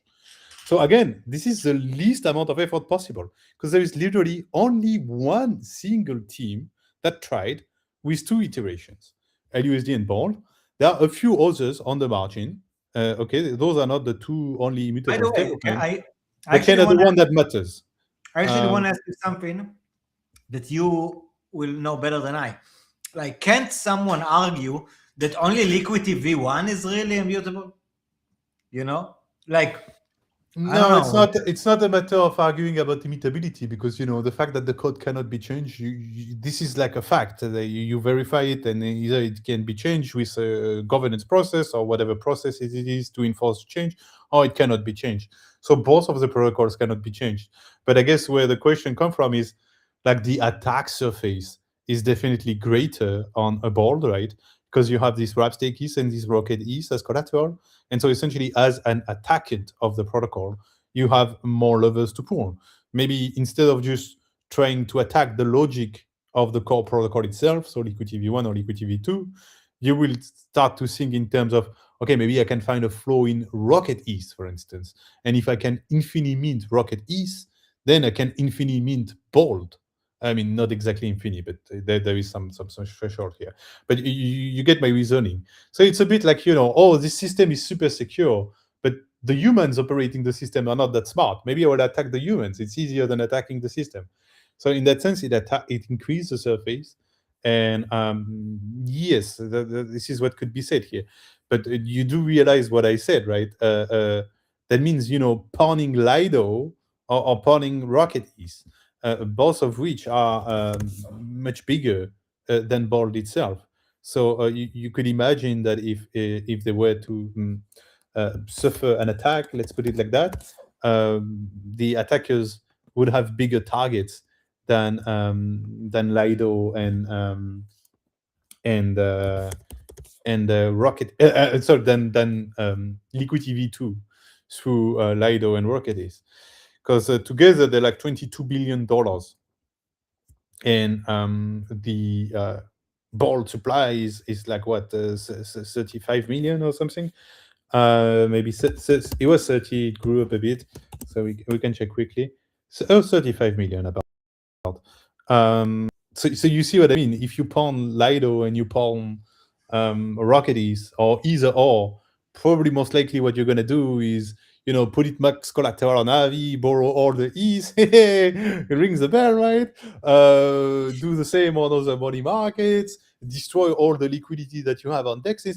Essentially, pull from when you wanna pull. You can pull, and then yes, maybe you notice that there is 10 million about of pairing asset on Ball, and you're like, oh, I can also drop a bit on Ball, mint a gazillion of Ball, and try to drain that liquidity. But it would kind of be low on your target list. A bit of a sideway, but yeah, I hope that answers it. Ike, you wanted to add something there?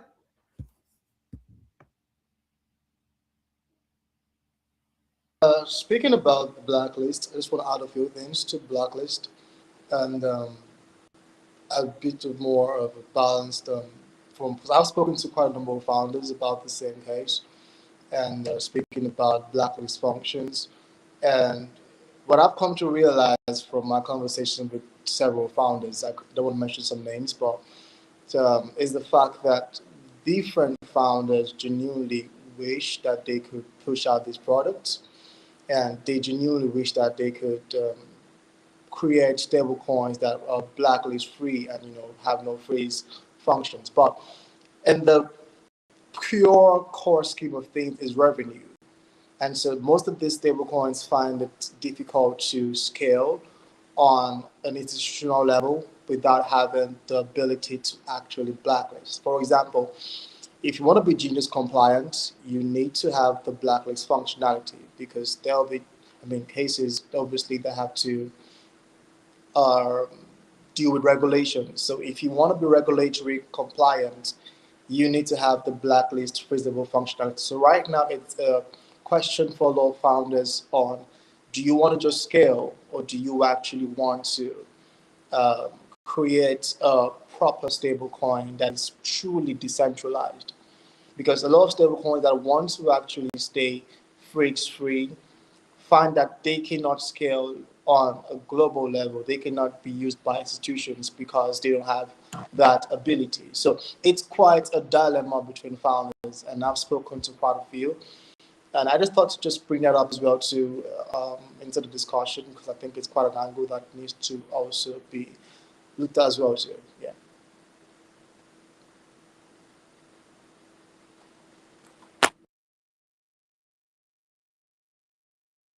You're muted, the advisor. On the stream to your camera. Let me check if I can. Oh yes, thank you for bringing Okay, me back. I don't know what happened. Sorry for that. No, I tried doing something, but it didn't turn out the way I thought it would be. So how can you how do you guys explain the fact that all these actually immutable stablecoins, or bold for that matter, how hasn't it scaled? How isn't it bigger? Because again, the other side is the path of least resistance, right? So DAI went to USDC and vassalize because it was a convenient way to solve their overpeg problem. Most of the stable coins they're not even trying to begin with, because it's simply easier to build centralized. There is also, mismatch in intent, nature of what we're trying to build here. So, for instance, Go, when it came out, people had some hope. But of course, some stablecoin coming from Avi could not be anything else than an absolutely, censorable entity, because of the focus that Avi is having lately, institutional, regulatory compliance, and all of that sweet talk. So it's really like alignment problem. It's like, if you let business do what they do, well, business want to be to be in control, to work with the regulator of your local country, and to serve a compliant product, essentially. So of course, when they assess all of that, what is the shortest path to compliance? Well, we put a blacklist function and we throw in some centralized collateral. Why not? It works, it does the job. So, it really comes from that. Like, essentially, trustless immutable stablecoin are a demand from the base, and as long as the base doesn't express it, there will be no need for upstream corporate business layer to answer to it. So the only hope you can have is that a non-business, non-corporate entity will tackle the need, some kind of like public good foundation type of things. So let's say if Ethereum Foundation woke up one day and realized, oh, DeFi is cute, but it's completely bullshit as long as we don't have like a decentralized stablecoin in the hundreds of billions of dollars, and we need to stop being so nice and dandy about USDC and ESNA and all of that stuff, and decide to put, I don't know, 10 million on the table and fund their own stablecoin, that would be kind of a scenario that leads to that. but else you kind of praying for the best. And I've seen it very firsthand with Polaris. I can tell you, because this is what we're building at Polaris, right? VCs are not interested. Sorry to break it to you, bro. VCs don't give a shit about your freedom. VCs don't give a shit about your sovereignty. VCs, like, they want to make money, and to them the quickest path to money is not shipping, a tool of individual sovereignty and freedom worldwide. And that's the funniest thing, because in their analysis they could reach that. They could understand that the first few that are going to do that, they're going to be sitting on a huge market that is going to be for them and for them only, because the USDC and the other will not be able to compete in that market. But somehow they don't see that. They see a high risk at several levels. They see uncertain outcome, and so they would rather back, the next fork of whatever, or hey, we're bringing this carry trade tokenized on chain, or so on. And that would be my reading. Yeah, so actually, you raise a good point. You raise a point that it's not really mostly about necessarily education. It's like the prior factor to it, that first of all, someone needs to make, like, if we really want decentralization to work, we have to make it attractive to those who want to make money, because that's what's really kicking things into gear. And actually, it's a much quicker form of a catalyst than really educating the population or whatever about immutable coins. Because again, this actually educating the public will take, at a minute, even if it happens, it's going to take decades. You know what I mean? Decades of hack after hack after hack after hack after hack, and loss of trust. And even if unfortunately we have these once a day or once every few days in crypto, again, end of the day, when people actually transact, they have to really be able to trust these tokens. And I will give the other side of it, that everything is still so young. You know what I mean? And nothing has the Lindy effect. I think that mostly USDT has the Lindy effect of being the oldest. Okay, so it's easiest to trust it to actually be worth, because at the end of the day, when I actually want fiat money and I go to the exchange, the reason they want USDT is the fact that they trust it the most. And only if something actually happens that will make them realize that they should trust Bold or PUSD or any other token for that matter more, will actually cause them to change their behavior.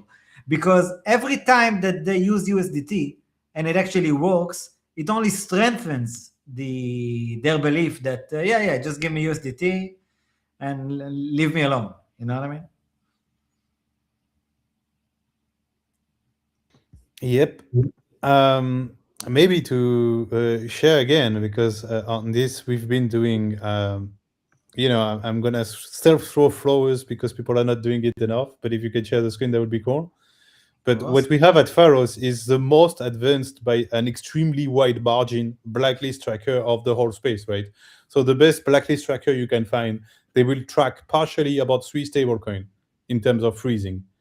Pharos is tracking about 40 to 45 very precisely in terms of the actual amount that are being What do you frozen. mean? 45 different stablecoins who have frozen assets? Yes, which can directly froze asset. A bit less, actually. You have the whole list here, at least 30. Can you also later expand on the different types? Because I saw that there's at least, I think, 4 divisions. There's I'll get into it later as well. But yeah, so most extensive blacklist tracker that ever existed in DeFi, and that's just one of the features of Pharos. So you're welcome. So we do have indeed 4 tiers in there. We have the yes tier. So this one is the less ambiguous, right? There are explicit blacklist, freeze, destroy function in the stablecoin contract. And we're already talking, 133 stablecoin out of 250. So the vast majority in count, but even more importantly, 307 billion out of 340, 350. So the 90% by amount are an explicit in the stablecoin token contract. There is some form of feature that can Again, 90%, 90% by mass. But we're talking just 90 about or 19. 90. 90% of stablecoins have a yes freeze option like built in already. By TVL, yes, because essentially every single centralized stablecoin must have, right? So USDC has, USDT has. With those two, you already have 75% of the mass. The market is extremely Okay. concentrated. Not the amount of stablecoin, like the amount of TVL. Okay. Duh, but even in stablecoin, it's a vast majority. Then you have this second tier of the possible. So the possible is essentially they have some form of notion of a future implementation of a blacklist, a freeze function, but it's not explicitly activated yet. So But you mean it's in the code, but it's not active?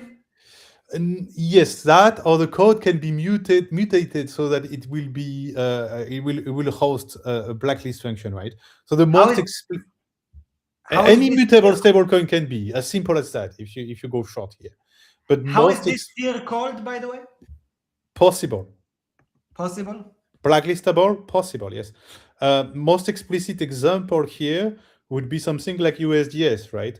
Where governance through one single vote can enable essentially set addresses to start operating a blacklist function on the USDS stablecoin. So everything is here. It just needs the governance avail. The more subtle category, I guess, is something we call upstream. And upstream would be, and that's the difference between DAI and USDS, would be simply that this stablecoin has too much in collateral that can be censored itself, that you can essentially indirectly censor stablecoin just through the censoring of its collateral. So the threshold, you mean that the stablecoin itself doesn't have a freeze option, and maybe it's even immutable or not? It doesn't matter. It's a matter of collateral.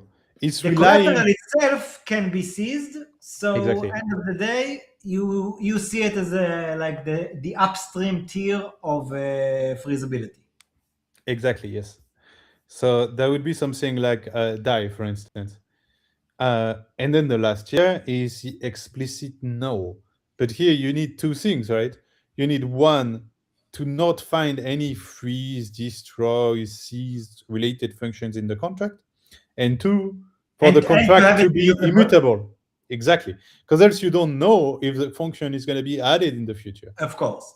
And also, you needed to not be able to be decided by governance that anything can ever change, which is again like being immutable. And also that it only accepts collaterals which are also not seizable in any way. Exactly. So you get the full pipeline, and that's why you end up with projects like a Liquidity or a Ball that have immutable contracts and that are using collateral like ETH or Wrap-Stake ETH or ETH. You have a few more in that category. It's mostly made of liquidity forks, to be honest. Like there's Liquidity V2, Liquidity like Bold, LUSD, FEUSD, and another two, no?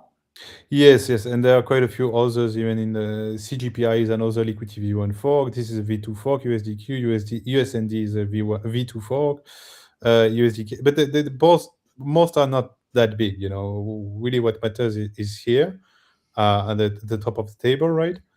And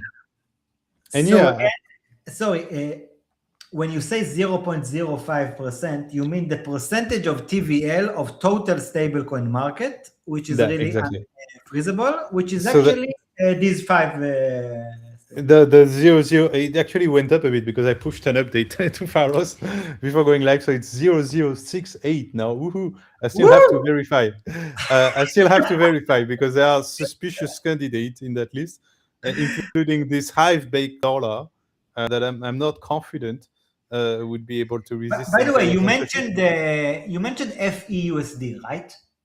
Yes, Felix. Which is actually Felix, a Liquidity V2 fork on Hyperliquid, correct? Yes. Hyperliquid is it decentralized enough to even include? I'm really asking, like I'm not really familiar So with it, but it's factored in the risk ratings, right? That's why it's not doing so well. And on the resilience level, especially in decentralization, it will get a massive ping on an unproven chain. yeah, but But what I actually mean is, Bryce, is like, it for could example, affect the blacklist. I agree with you. It's just the blacklist. because it's just like the collateral, It's like so it doesn't dense. necessarily have to have but if the Hey, chain nobody is itself. doing that. Do it yourself and do it better, bro. See what nobody No, gives a I'm just fuck. asking. I'm just Nobody is asking. I'm doing not. that. I'm providing a baseline. Challenge me with I'm like not a pull trying to request. pass any criticism here. I'm really just curious because But essentially, it matches the criteria. Most of its collateral is some form of wrapped hype. Essentially, it is immutable code, and so therefore, collateral cannot be frozen or censored, and the code is immutable. Therefore, it enters that category.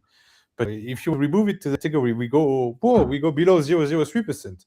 So I guess it's details that don't really matter, right? The core question is like an absurdly low amount of those stable coins yeah, are it's able to resist to those the point censorship. of non-existent. Exactly. Like it has it has close to zero market share, which is incredible. Which is why I think what you guys do at Pharos is so important. What you're trying to do with Polaris is so important. What Liquidity is doing is so important. And what the trustless force is trying to do is so important. Although even the tokens that I'm thinking about that are within the trustless force initiative, they don't even pass that test, like most of No, them, other it's than very Vol. demanding. Yes, yes, yes. It's very demanding. So you will have, okay, let's go in order. FXUSD doesn't pass the test because wrapped Bitcoin is absolutely dominating as collateral lately. It used to be more of a, initially it was only wrap stakies. So it was passing the test. In the early days of Pharos, FXUSD was freezable, no. But since then, the wrapped Really? Bitcoin took the majority of the collateral, and Oh, therefore it was reclassified. For CRV USD, it's a bit more subtle, but it's you have the question of the collateral as well, where you have a fair share that is custodied Bitcoin above the half actually. And then you have these questions about the peg keeper model, and that in certain situations of peg activity on CRV USD, the system is essentially accumulating centralized stablecoin. So in an event, it's a very weird situation on CRV USD, right? So excluding the collateral that kind of de facto makes it freezable upstream, it's also it's like the problem gets worse the more CRV USD is overpegged. So the more demand there is for CRV USD, the more the system will accumulate those centralized stablecoin, and so the more censorable the system will become. So put it another way, if you're not very generous with Michael, which I will put it just so you understand me, CRV USD is a poison pill, right? You don't want it to succeed, because if it does succeed, it's a Trojan horse. It's like it starts clean, but the more demand there is for it, the dirtier it gets. And I'm sure he designed it. He has also perspective in mind, trying to have a system that can self-balance. And but this is the effective result of it. Is that if CRV was to overpeg now, the peg keepers will start accumulating balances in the peg keepers' assets, and the peg keeper assets are not the cleanest stablecoin of the bunch, right? They're like your let me get the exact list. I think we have them on Pharos actually. would actually be very interesting to discuss this. Yeah, USDC, USDT, PYUSD, FRX USD, and Go.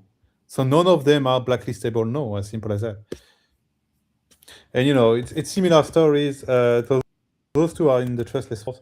I mean, they're adjacent, and it's good that they're contributing to the effort. We can't be too elitist, and of course there is layers to the blacklistability, and there are levels Yes. to where you personally believe an adversarial actor is willing to go, But at my personal level, hey, if I want to play Lotto, I go at the tabac, and I buy a ticket and I scratch it.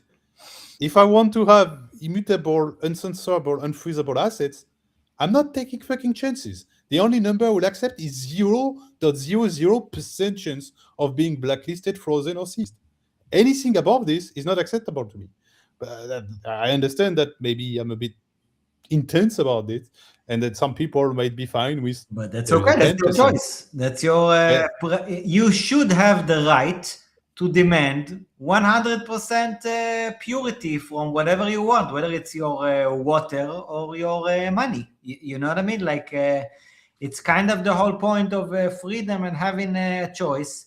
And I actually always enjoy like your perspectives about these issues and the fact that you're actually trying to do something about them, whether it's on the diagnostic side, like you do together with Ike with Pharos, and whether it's on the building side of things with providing a new alternative with Polaris, which I'm, again, very curious to see what you guys will do.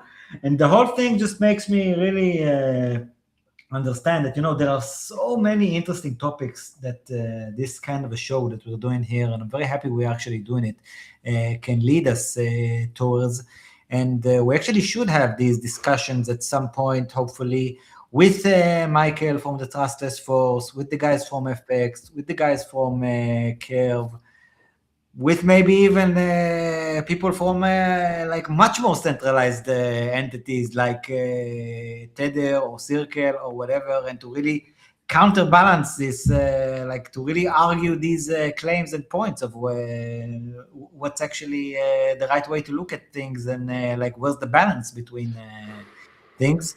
But honestly, extremely a fascinating topic for me. And the important thing that I think that we should, like the kind of message we should be delivering, is that whoever's out there in using any kind of form of money or asset, for that matter, should really try to understand it and realize like the different levels of risks and whatever it means, whether it's an asset, whether it's a stable coin, whether it's a protocol.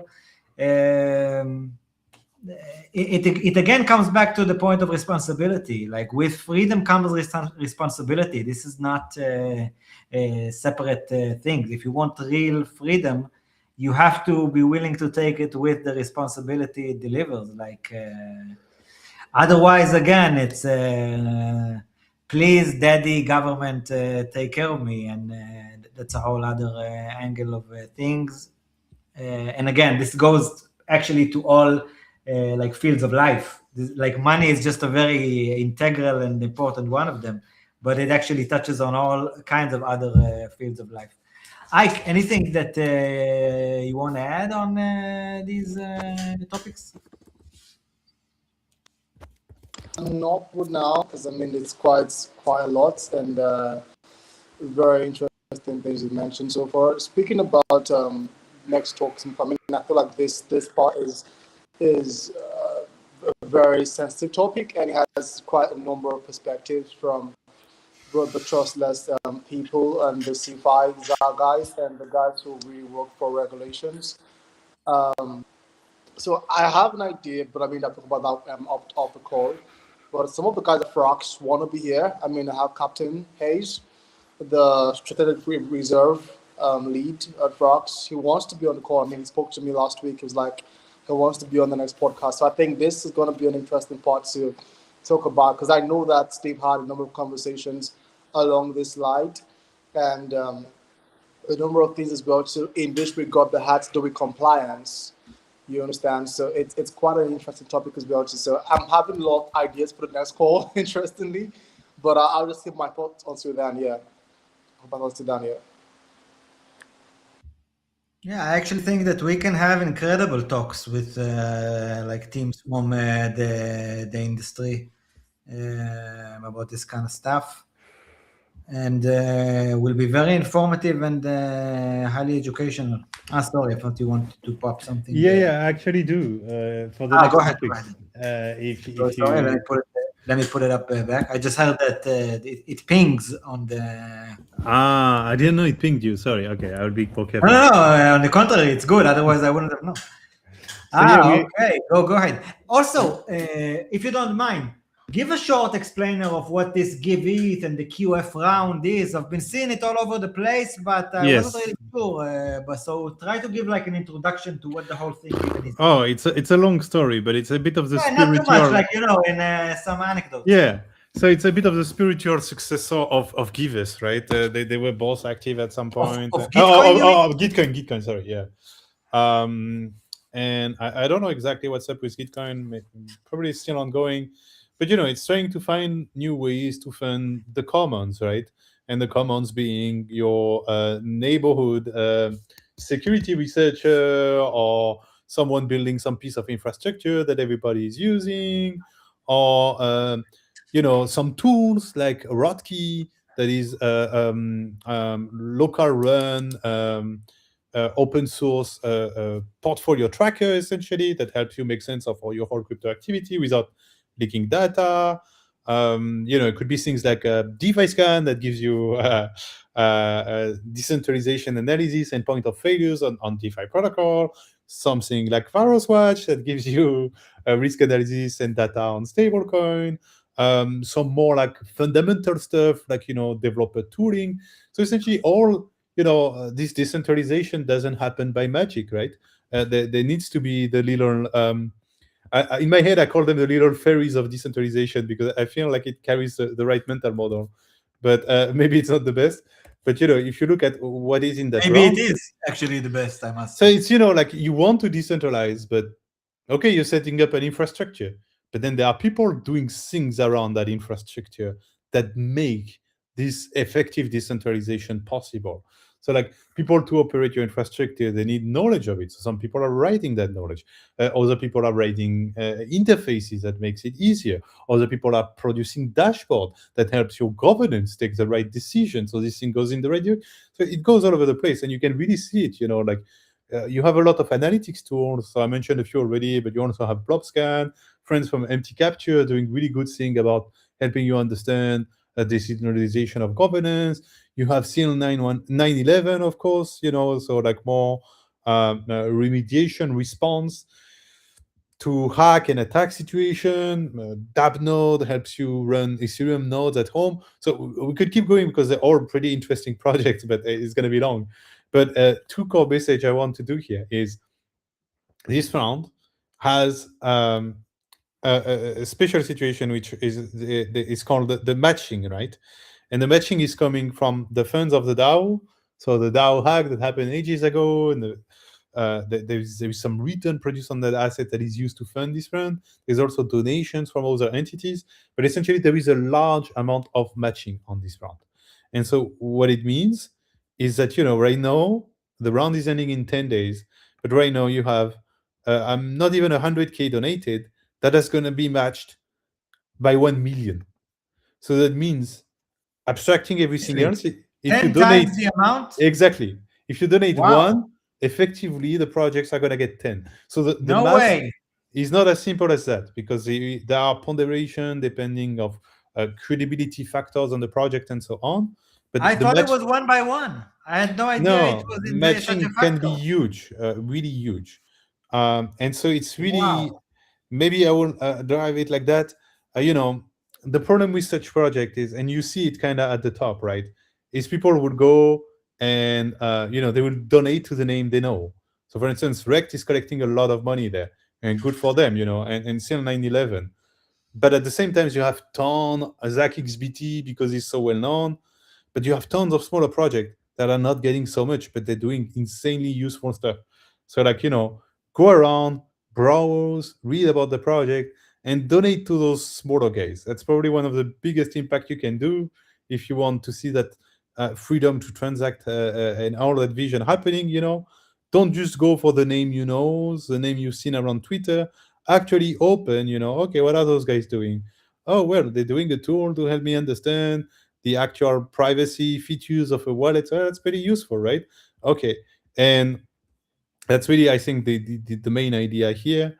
And two more things is the amount really doesn't matter because, again, of the matching. So you're not just donating money here, you're sending a signal. A signal can be sent with $1 worth of token. What is equally important to the amounts you're donating is essentially the perceived credibility of your profile. I don't have a wallet installed here, so I can't show you, but there would be things, like having a Gitcoin passport, having blockchain activity. You have like all this scoring system that had credibility to your profile, and essentially will add a weight as to the signal you're sending as a donator. So interesting experiment using crypto native tools to fund crypto necessities, to put it simply. So go around, try, and if you can, even if it's not big amount, donate. It can make a Where massive can difference. people find it, Bryce? Giveth.io. Giveth.io. You can And, also look for and Giveth check the on quadratic funding, as they call it. well. I actually saw a post by Griff, I think. Maybe it was a Yeah, reply. he's one of the main Now instigators that, of Giveth. that you can. No, actually, because many people were saying, "Oh my God, I want to contribute to every participant of this thing." Donate 1 cent to each. I actually saw that. No, I actually saw that they've added. Again, this is not 100% sure, but I saw something that he wrote that you can actually now contribute to the round itself, and it will be divided there. I'm not sure, but go over the options there because I think it's possible. I'm not finding it now on his posts, but I'm pretty sure I saw it yesterday or the day before, because really this is going all over the place. How long is this still open for? Do you Until know? May 15th. So you have 10 Until more About days. 9 days to go. Go ahead, sir. Yeah, it's closing in 9 days. So after 9 days, the curve round ends, and then they start the next procedures for the actual marching. So 9 days and 11 hours more to make donations. As it stands, yes. Do you guys know people from there? Maybe any chance that we can get them on like a show for Leviathan News? I've interacted a couple of times with Griff. I think it's something that we could walk around. They're quite vocal. I think last day he retweeted my post talking about Give It as well too. So I think that should be quite some. Yeah, no, signal. they're pretty accessible. Always done for a show. Yeah. Amazing. You know, I if will you want Griff, actually I'll try and ask him. approach it. If you're talking to them, let them know that on our very small side, we will definitely want to push this message more and more. And I definitely think that this is a great use of funds. I actually saw a good post here. Let me see if I can pull it up and share it for a second here. Just a second. I'll post this one by Griff. Shout out to him. By the way, there was this huge stream that on Ethereum Foundation that him and Jay Chaskin did for like over 6 hours or so. Something like I've never seen anything like it, to be honest. But I just want to share this that I'm now seeing on Griff's account. Let's see if it pops up. Oh yeah. Yes. Where is it? Where is it? Okay.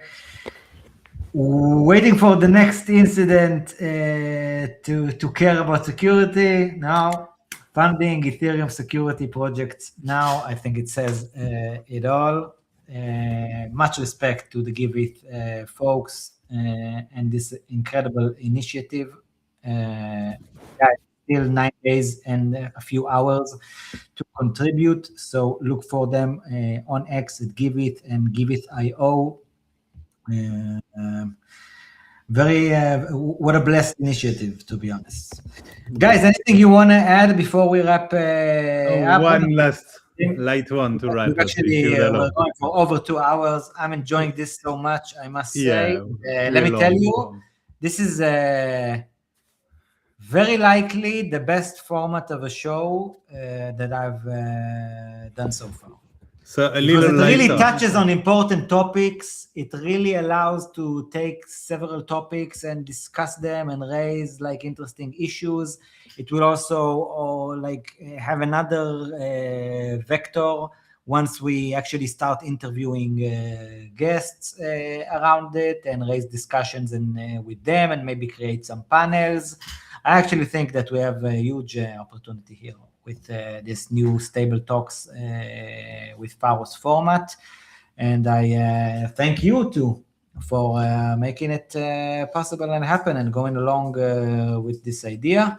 Appreciate it. What are you sending us home with? A little interactive experience, right? So, you have your thank you. We shipped this week at Pharos what I call Pharosville, and it's essentially okay. a live visualization of Pharos data, right? So That's it's so like what with you will have, it's like Farmville animation, no? Like the old yes. Facebook days. So you will have like a full scenery, right? With oh wait, I'm not on the right page with you, right? Oh, sorry. Yeah, I'm so you seeing the. you'll have a Okay, full scenery of the stablecoin market, where every stablecoin is a ship, and the major chains are harbors, and essentially they are animated based on the reality, right? So the stablecoins that are in the danger strait are the one that are in a DPEG situation, or actually, in that this zone in is the so. Jews radar. The ship stablecoin will visit the docks This is so based on the actual distribution of stablecoin of that chain. Here you will find a pile of shipwreck that is essentially the cemetery of Pharos. You have a little watchtower that is also the Telegram harbor. I figured it was a good hint. And some bird animation that I'm trying to correlate to stablecoin data, but it's not clear yet. But anyway, it's kind of, I picture it more like a background type of experience where it's nice to see you watching it, and then you will actually see, like, oh, I don't know, PMUSD is rushing towards the alert zone. What's happening now? That's kind of where I'm going for. It's early, so it's still not there yet. But I figure it would be like a nice. Oh, I have some clipping problem here. It would be a basically nice touch. a visualization of what's going on with Pharos, with the stablecoin market. And check out the best ship I was able to make. You know which coin is this one? No. Come on, look at the same. Okay, of course. The king of coin. Yeah, you know you like it best. You know you like it as well. It's a CRV USD, right? But fuck, I can't select it. There is so much overlap. But CRV USD, here it is. So yeah, I'm hoping to do more little things like that. But yeah, Where is Bolt, by the way? Wait, but what does it mean that like the location means that it's in a good place? Or not? Yeah, he's sailing in the calm anchorage. So calm anchorage and watch breakwater. It's the one that are sailing in that area. You need to worry about. Bold. Good question. I think I've seen it somewhere. Let me go around a bit. Surely you will add a way to look for them at some point, like to search stablecoin. Yeah, that would be nice. Yeah, again, it's a visual one, so it's quite limited. So funny, man. I don't know where Bald has gone. They dock at harbor also sometimes, so to reduce a bit. Oh, Bald is here, but he's overlapping with the Sky squad. But here is Bald in the middle of USDS and ST USDS, I think. It's so funny. I must say, much respect to you guys. I really enjoy Pharos. I think it's has become one of the most useful tools out there. I must say that the reports by Ike have also become very useful tools for me, both with my own account and with my work at Frankencoin. I use them quite often, and I'm also learning a lot by the way you do it, Ike. So big shout out to you. I think you're doing a tremendous job, like I've said earlier. And respect to both of you for really the incredible work that you're doing with Pharos, which I think already is making like a lot of waves if we continue with the sea and ocean metaphor over here. Anything you want to add, guys? Now on my end, that's it. Have fun in Pharosville. Check out Give Us. If you have even one spare dollar, but like an active wallet on chain, you can make a big difference here. Donates to every project that matters to you, not just Pharos, Swatch, or DeFi Scan, but like try to not fall for the trap of donating only to the big household names. They're usually the most financed already, right? And you can have an even bigger impact, I think, trying to support smaller projects that are doing good things and that you think should be supported. Anything, Ike? Pretty much just adding to what you said and wrapping up what I said earlier on. At Pharos, we are very open to feedback and we're willing to work with builders and founders. If you go through our tools and you have a question or you have some things that need clarification or just general questions, we are very accessible. My username is quite known, agbillion .eth, and token rights as well too. But if it's too busy, you can always reach out to me. You can also talk to me directly on or Bryce as well too on the Pharos X account. But it's more easy if you reach out to us in our personal X account.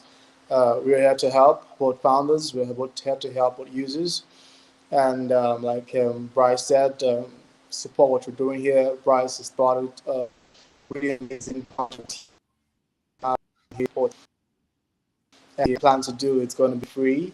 There's no gateways because the segment should be free for all. All users should have no excuse to fall for DPEG. And so what we're doing is quite important. So the giveaway donations are going on and there are 9 more days to go. If you found out it was useful, remember the PMUSD DPEG. A lot of people came and said that they took out their money before the DPEG happened and they were thanking Pharos for these services.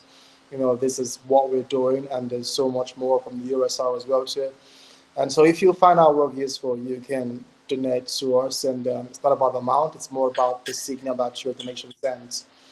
And yeah, pretty much thanks you to the advisor for creating this, hosting this amazing podcast.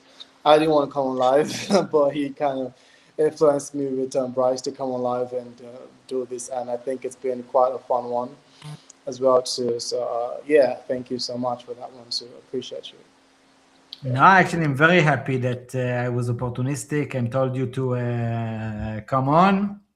I actually think that it's you're doing a brilliant job as well, and will be very good to have you and your perspective. Not to mention the fact that you're finding other stuff during the stream.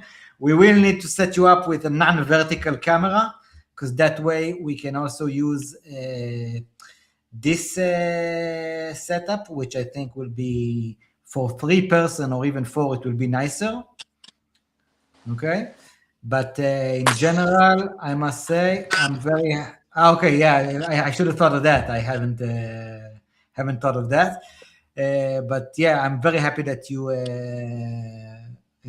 came on stream for the first time. I think you did brilliantly well.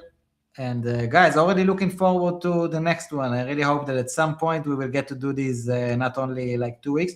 I don't think that we will get to do this in the next 2 weeks, because I know that Bryce, you're going to East Prague. Yes, but it's this week. I can do in 2 weeks if you can. I'm not sure that I will be here. I actually hope to go to some conferences myself in the next 2 weeks. But if I will be able to and available enough to do a stream, we will. If not, let's do it the week after once I'm back.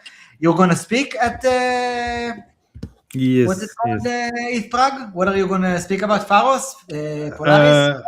It's a bit of a transversal topic, right? But about what we discussed tonight, about the sensibility of stablecoin and the huge blind spot that it is for the industry. Honestly, hope to already see the video of that. I'm sure it's going to be a great conference. Actually, I think it's quite a classic conference. You've been there before, like in the previous ETH Pragues? This year is a very nice building. I think they upgraded quite a bit. So I'm really excited for this one. But yeah, it's a really nice city.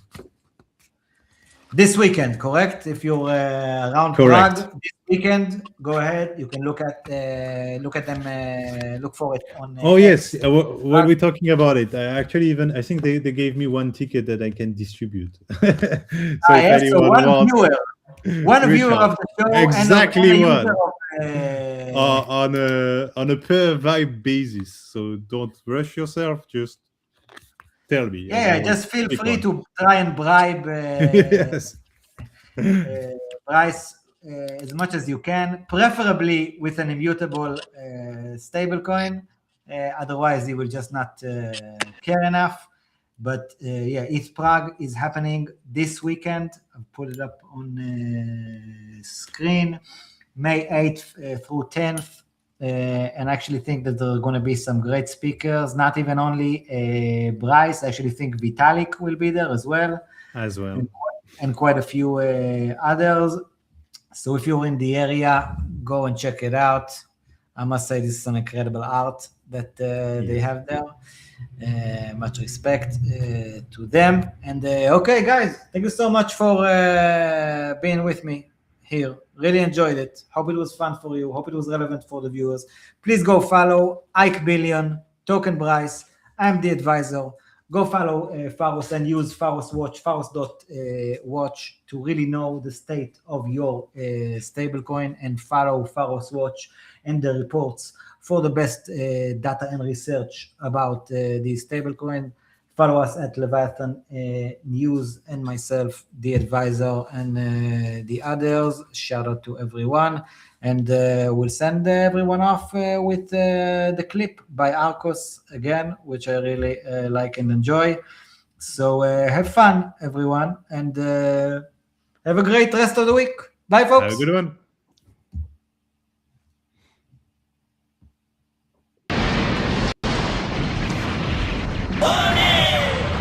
それはレバヤさんニュースだ。デセットライズだ。逃げろ。誰でも音できる。誰でもスキルを稼げる。ガバナンスまである。中集権のメディアはもう終わりだ。真相から立ち上るインクと真実がぶつかる。レバヤさんニュース開かれる海嘘はない。読んで書いて氷結しろ。